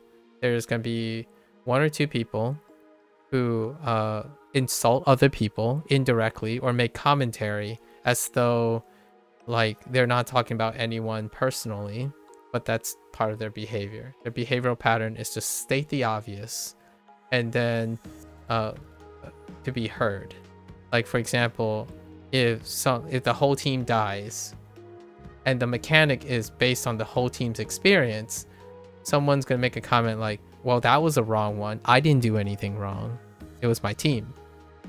But this is a non-competitive game. That's kind of how that works. And then there will be 3 people that stay silent, and then there'll be someone that says something like, "Man, you think players are smart enough to talk when they're confused?" Well, you don't know that. Obviously, you can't confirm if any of the players that are on the team are confused or not. Just because they don't say anything, that's not a confirmation of your of your suspicions. Right? If 4 players say nothing and 1 player says, "Wow, our team is stupid," that doesn't imply that the other 4 are stupid. That's the speaking dynamics of LFG groups. When you bump into alliance groups, you'll know. They'll say looking for 2. They start with looking for 2, maybe just to fill in. And then you'll see that they talk to each other to some extent. And then there will always be 1 person who says, "Man, who picked up this trash?" Or like, "Oh, this person is a outside guild. This is an LFG pickup. This is a pug pickup." They don't usually use that type of light language. It's a little bit more emotional or more personal attack. Like, look at this guy's gear. I bet this guy's never played this run. Oh, hey, you didn't pick up an experienced player. We should have picked up an experienced player so that we could save 5 minutes. That kind of thing. Very, very common. That's I wanted to share some of the different experiences. It's irrelevant if your experience with a game or someone who plays a lot, or there isn't a very strong metric or legacy to know who is experienced enough to do something and who is not. However, I think the game is conditioned to believe certain metrics are useful. Like for example, evaluating someone's item level equivalent to their IQ. That's definitely one of the memes that people joke about, but they totally embrace, in my opinion. Some of the comments and the problem-solving skills. Well, I like to think that the vast majority of Neverwinter players nowadays are still the older players, but their cynicism, at least their cynicism, reflects that. However, regardless of that, I think the vast majority of people don't talk to each other like humans on these games as well. And I would say that it's not entirely the devs' responsibility, but lots of the dev designs, when I talk about live service models and their quality of life changes, lots of devs designs create this behavior, in my opinion. They contribute to this behavior. They enable behavior that creates segregation. And that's acceptable, provided the game has enough population to cater to that.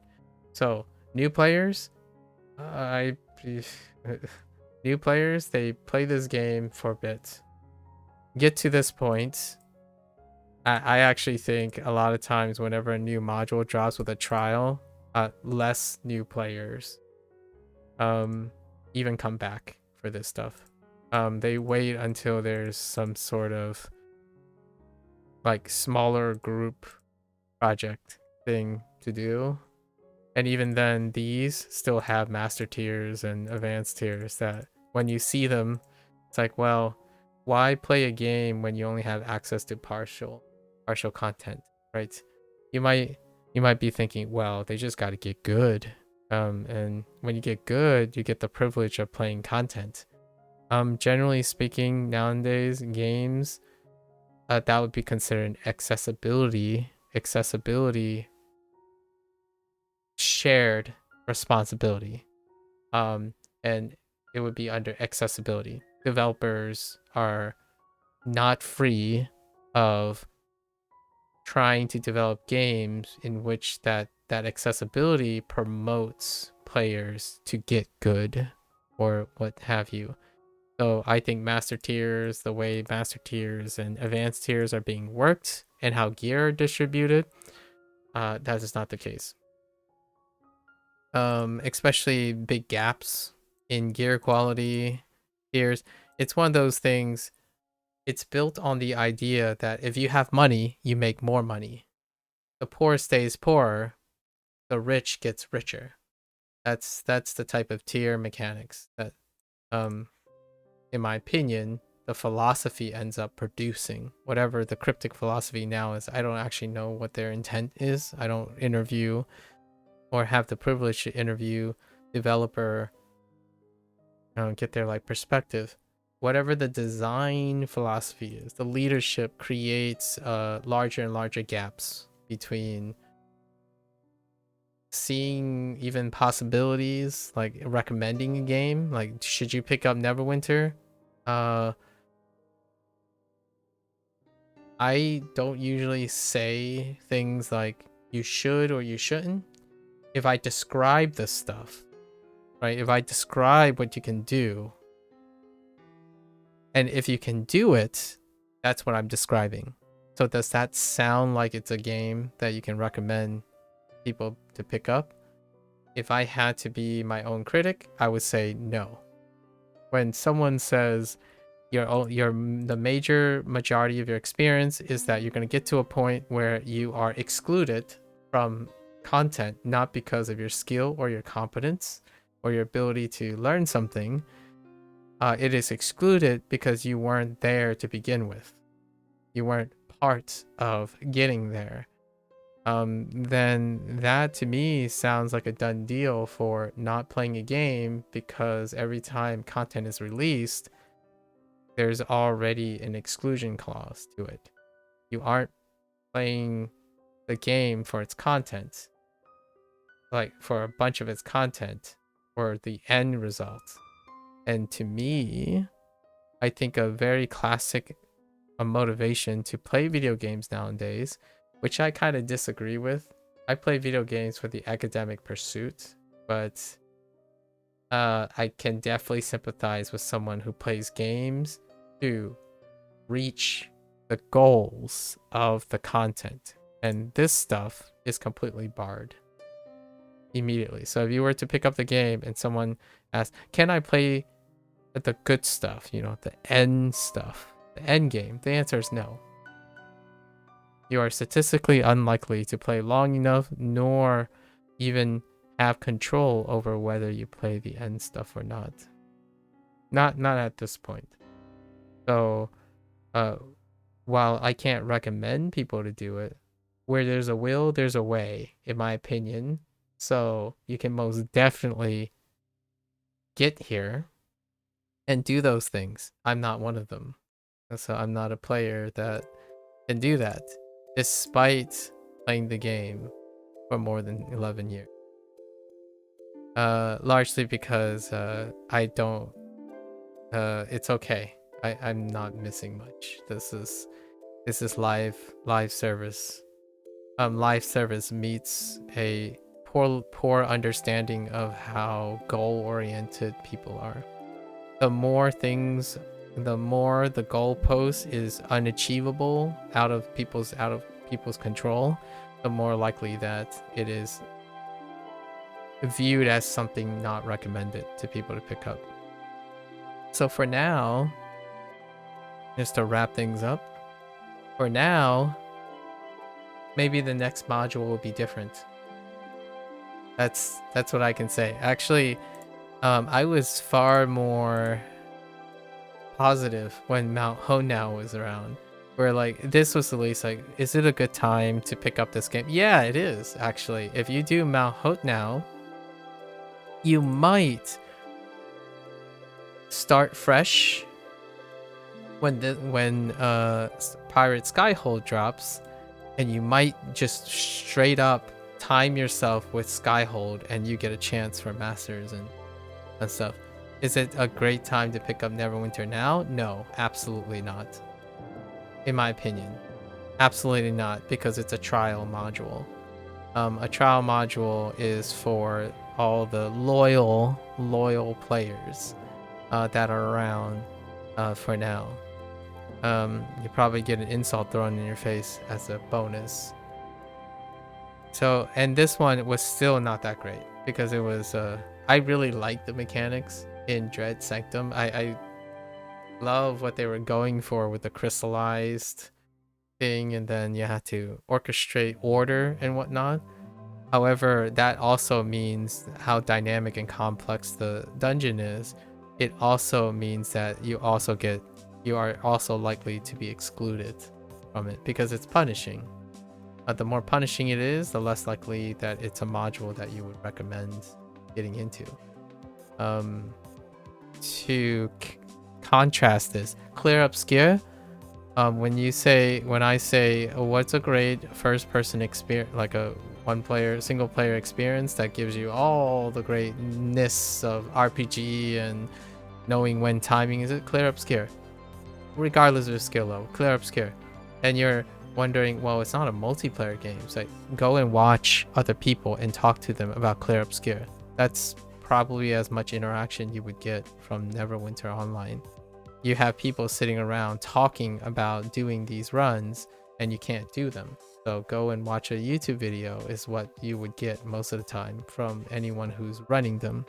Your experience is vicarious. And Clear Obscura is not. You can do that. That's kind of nice. I mean, heck, Elden Ring. Night Rain is around the corner.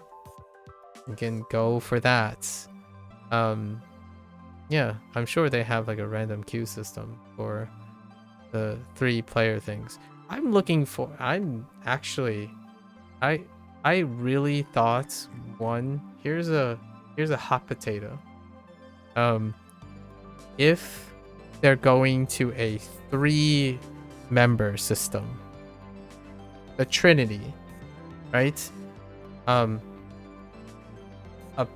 Maybe abandon or place pause on Trials and do a 3-5 system, or 3-6 system. Basically, you have the Trinity, a tank, healer, and a DPS kind of dungeon. So the Trinity, and then you double up 2-2-2 format, which means that the power dynamics and the representation is distributed evenly across the board. They get 2-2-2 where one tank fails, then one tank can take over, etc. Right? So there's no single point of failure anymore. And there's quite a lot of that. Either that, or you distribute the responsibility literally by people. So having a three-party dungeon system with one role, embracing the true Trinity, healer, tank, and DPS, then that can offset the power dynamics of behavior. I would be floored, and it would be interesting. I would talk about it for days if the next module releases the first three-player dungeon that features a 1-1-1 format It's very jarring, and it's incredibly biased, elitist, and statistically hard to ignore that pain givers have the most toxic, likely toxic behavior in this game. But that's not because they're intentionally malicious, in my opinion. I think the game design kind of reinforces the privilege or the entitlement of doing that. So I don't think it's one-folded a problem. When you think you're really good, then you're good. When you think you're really bad, then it's the other person who's doing the same task that's the problem. As a tank and a healer, you rarely say that. When you enter trials, there are fewer people to blame and deflect your responsibility, and there are even more people you can deflect as a pain giver. So, and you might be thinking, well, those pain givers could play tanks and healers. It's more about the majority behavior frequency. So what happens then is when you find out the toxic healer ends up being largely a majority pain giver player, then you can't discern whether it's because of the roles of the pain giver and the support overriding the, like, which one's more dominant, right? And oftentimes I encountered a situation last time where someone said, oh, I can't DPS, so they wanted to heal and they were barking orders, and I'm like, are you sure you didn't want to DPS? It's like, well, we don't have any DPS. Like, then why didn't you DPS? So there's a lot of telltale signs in these dynamics, but I would be excited. I think there requires a quality of life change and a design choice change in the future. Maybe fingers crossed. Shocked next module is the first three player dungeon. Some of the modern games, when it comes to like dungeon running, uses the Holy Trinity instead, just the Trinity in general with no redundancies.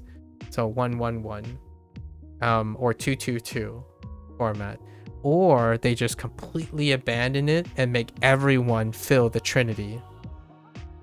So every class, every player has the ability to be a solo carry, and that would like conflict with the overall design of this game. So that's not an option. 1-1-1 would be fantastic. Yeah, and some thoughts. I've become numb to this, so if it sounds like all this stuff seems very aggressive or personal, it's not. I hope I didn't come off as too personal. If you think you're a better player and your behavior and you're an exception to the rule and stuff, like, that's perfectly fine. I don't think I'm saying anyone is intentionally malicious. The idea is to understand systems and be aware what is happening. I like to think people play video games not to hurt other people. They usually play video games either for self-satisfaction, possibly indirectly at the expense of other players, or they're there to play with other players. So there's a conflict of interest can occur despite not being malicious about games. Like, I want this loot creates a conflict of interest with someone else who wants this loot rolling. That's what a system like loot rolling creates. Auction house, things are bind on equip, that creates price manipulation based on privilege and accessibility. That is part of a systems that create behavior, and behavior that reinforce the systems. Let me give you an example. We take any of these rings, right, that are BOE. Let's just take this one. Watcher's Gaze. I'm not even sure there. I'm not even sure Watcher's Gaze is available. Okay, so there isn't one. Let's try Dominion. There you go. This is you, Cryptic. Not anything else. This is you, Cryptic. Right? So that's how you go about it. While the player does contribute to this, so does the developer. And that's one of the things that I like to connect or observe. No hard feelings. You change it. You try to change it. Come up with a different design. Test a different output. Tweak the inputs and outputs. And to do that, you have to be aware of or observe what is happening, right? Can I buy these things? Oh yeah, I can buy these things. Do I want to? No, because if you wait for the next module, it might all change again. So these people are amassing these things and they can regulate it all they want. You only sell one at a time if they're the only source, right? For me, that doesn't even, like, to me is irrelevant if I am not going towards that content. Having it doesn't satisfy me at all. So despite having ample resources, I do not derive some sort of pleasure from gatekeeping and equipment keeping. But certainly amassing some virtual currency is not necessarily a product of the players themselves, the intrinsic players themselves. I would say the developer and the developer history and the publisher history, if they have some like input on this type of thing. The negligence, if you think, like, if you're complaining or blaming or deflecting, it's all of the above. Right? This, when you see this, you see, well, let's go play Clear Obscured. Right? Or just wait for GTA 6. And you might be saying, but that's a different type of game. But we're talking about player satisfaction now. In fact, I would say sometimes player satisfaction is so strong that they are more likely to play a game that they're unfamiliar with than a game that is right down their alley. I think over time that has changed quite a bit. Like, can you play the content is a really big question. When someone says, oh, hey, by the way, the base game is $60, the DLC is $40 and it's time limited. Pass. Like, more likely the players are going to pass, because if you don't have access to the game, it's on a lot of times is an all or none. Can I gain access to all the game eventually or not? And Master's Trials is no. Advanced Trials, maybe. Regular things that take more than 5 players, maybe. Yep. There you go. Oh, a few hot takes to throw in. No hard feelings, just observations. If I had a lot of hard feelings, or if I'm too sensitive, then I think it only takes one interaction with a random solo queue. Where someone call you garbage because this is the first time you're playing a dungeon, and that should be sufficient to drive that player away from this game. And that usually is what happens. I don't know if either side is warranted on that. There was one time, I'll give you an anecdote. There was one time a player refused to play because me, as the healer, spent more time charging my Hand of Divinity to shield people than applying damage to a boss. Like, we're just doing a random dungeon queue, and this person decided if the healer is not going to deal damage because they should be able to, I'm not going to deal damage, and I'm just going to sit here and whine and delay everyone, so everyone loses in the game. As opposed to, if they're going to lose time, they're going to make sure everyone lose time in addition. I would say that happens about 25% of the time. So this is a kind of an extreme case where someone looks at a 5-player group and the healer has done 0 damage, and they're like, the healer isn't doing anything. Like, what do you think those blue bars are? And then the other 3 players just go on about their business. So eventually they complete. So the whiny player still lost time, but everyone else lost time. But the other 3 don't care. And I just continue doing the same thing, right? I heal without, like, does it speed up me to do 2% damage to a mob? Probably not. Does it even affect anyone if there wasn't any healer? No, it doesn't. A random dungeon queue does not require a healer most of the time. So no trinities, right? No distribution of equal responsibility. There's just this guy standing there throwing a temper tantrum in the corner, thinking that a healer's responsibility is to do exactly what that person wants. Yep. That's it. That's a little bit of a downer, but I look forward to tomorrow. We have the last milestone, and it sets up the context of, what was the celestial's name? Valkyriel.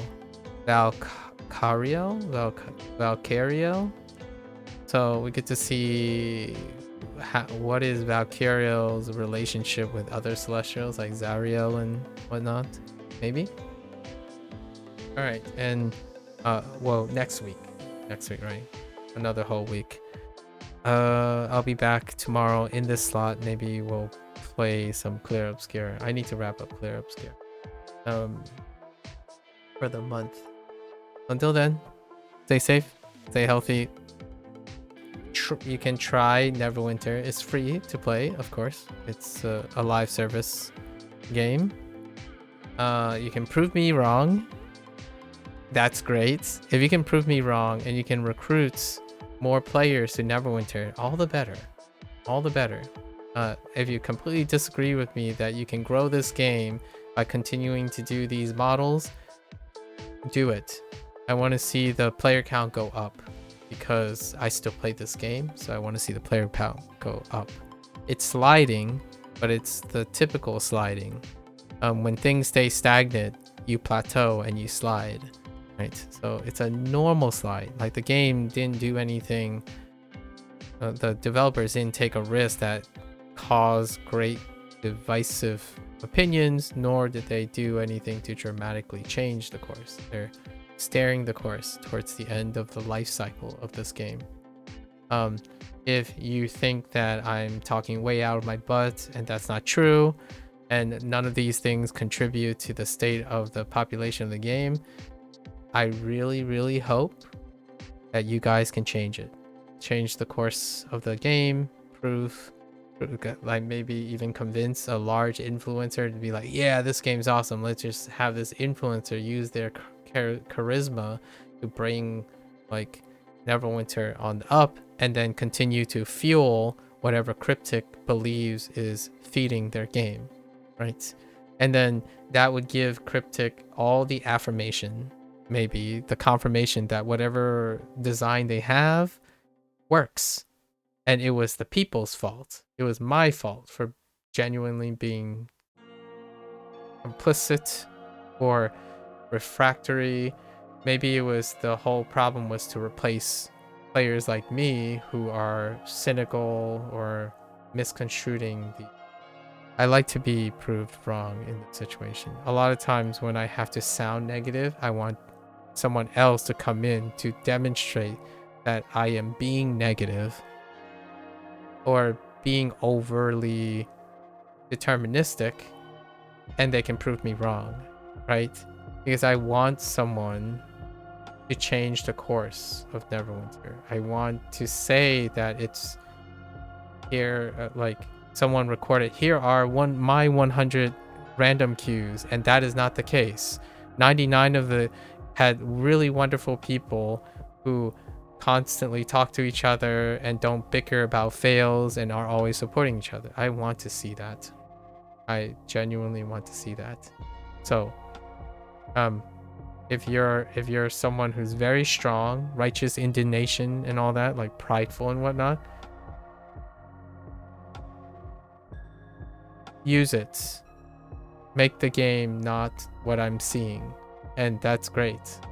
Like, I'll join you. If there's someone that says I can raise the morale, I can impact Cryptic's current design, I can create a new leadership that changes and focuses on quality of life and expanding new players, spearhead influencers or content creators that are more focused on advertising a game to a wider audience instead of pandering to an audience that don't really have an interest. They don't have an interest. Not that they like are malicious or purposely sabotaging.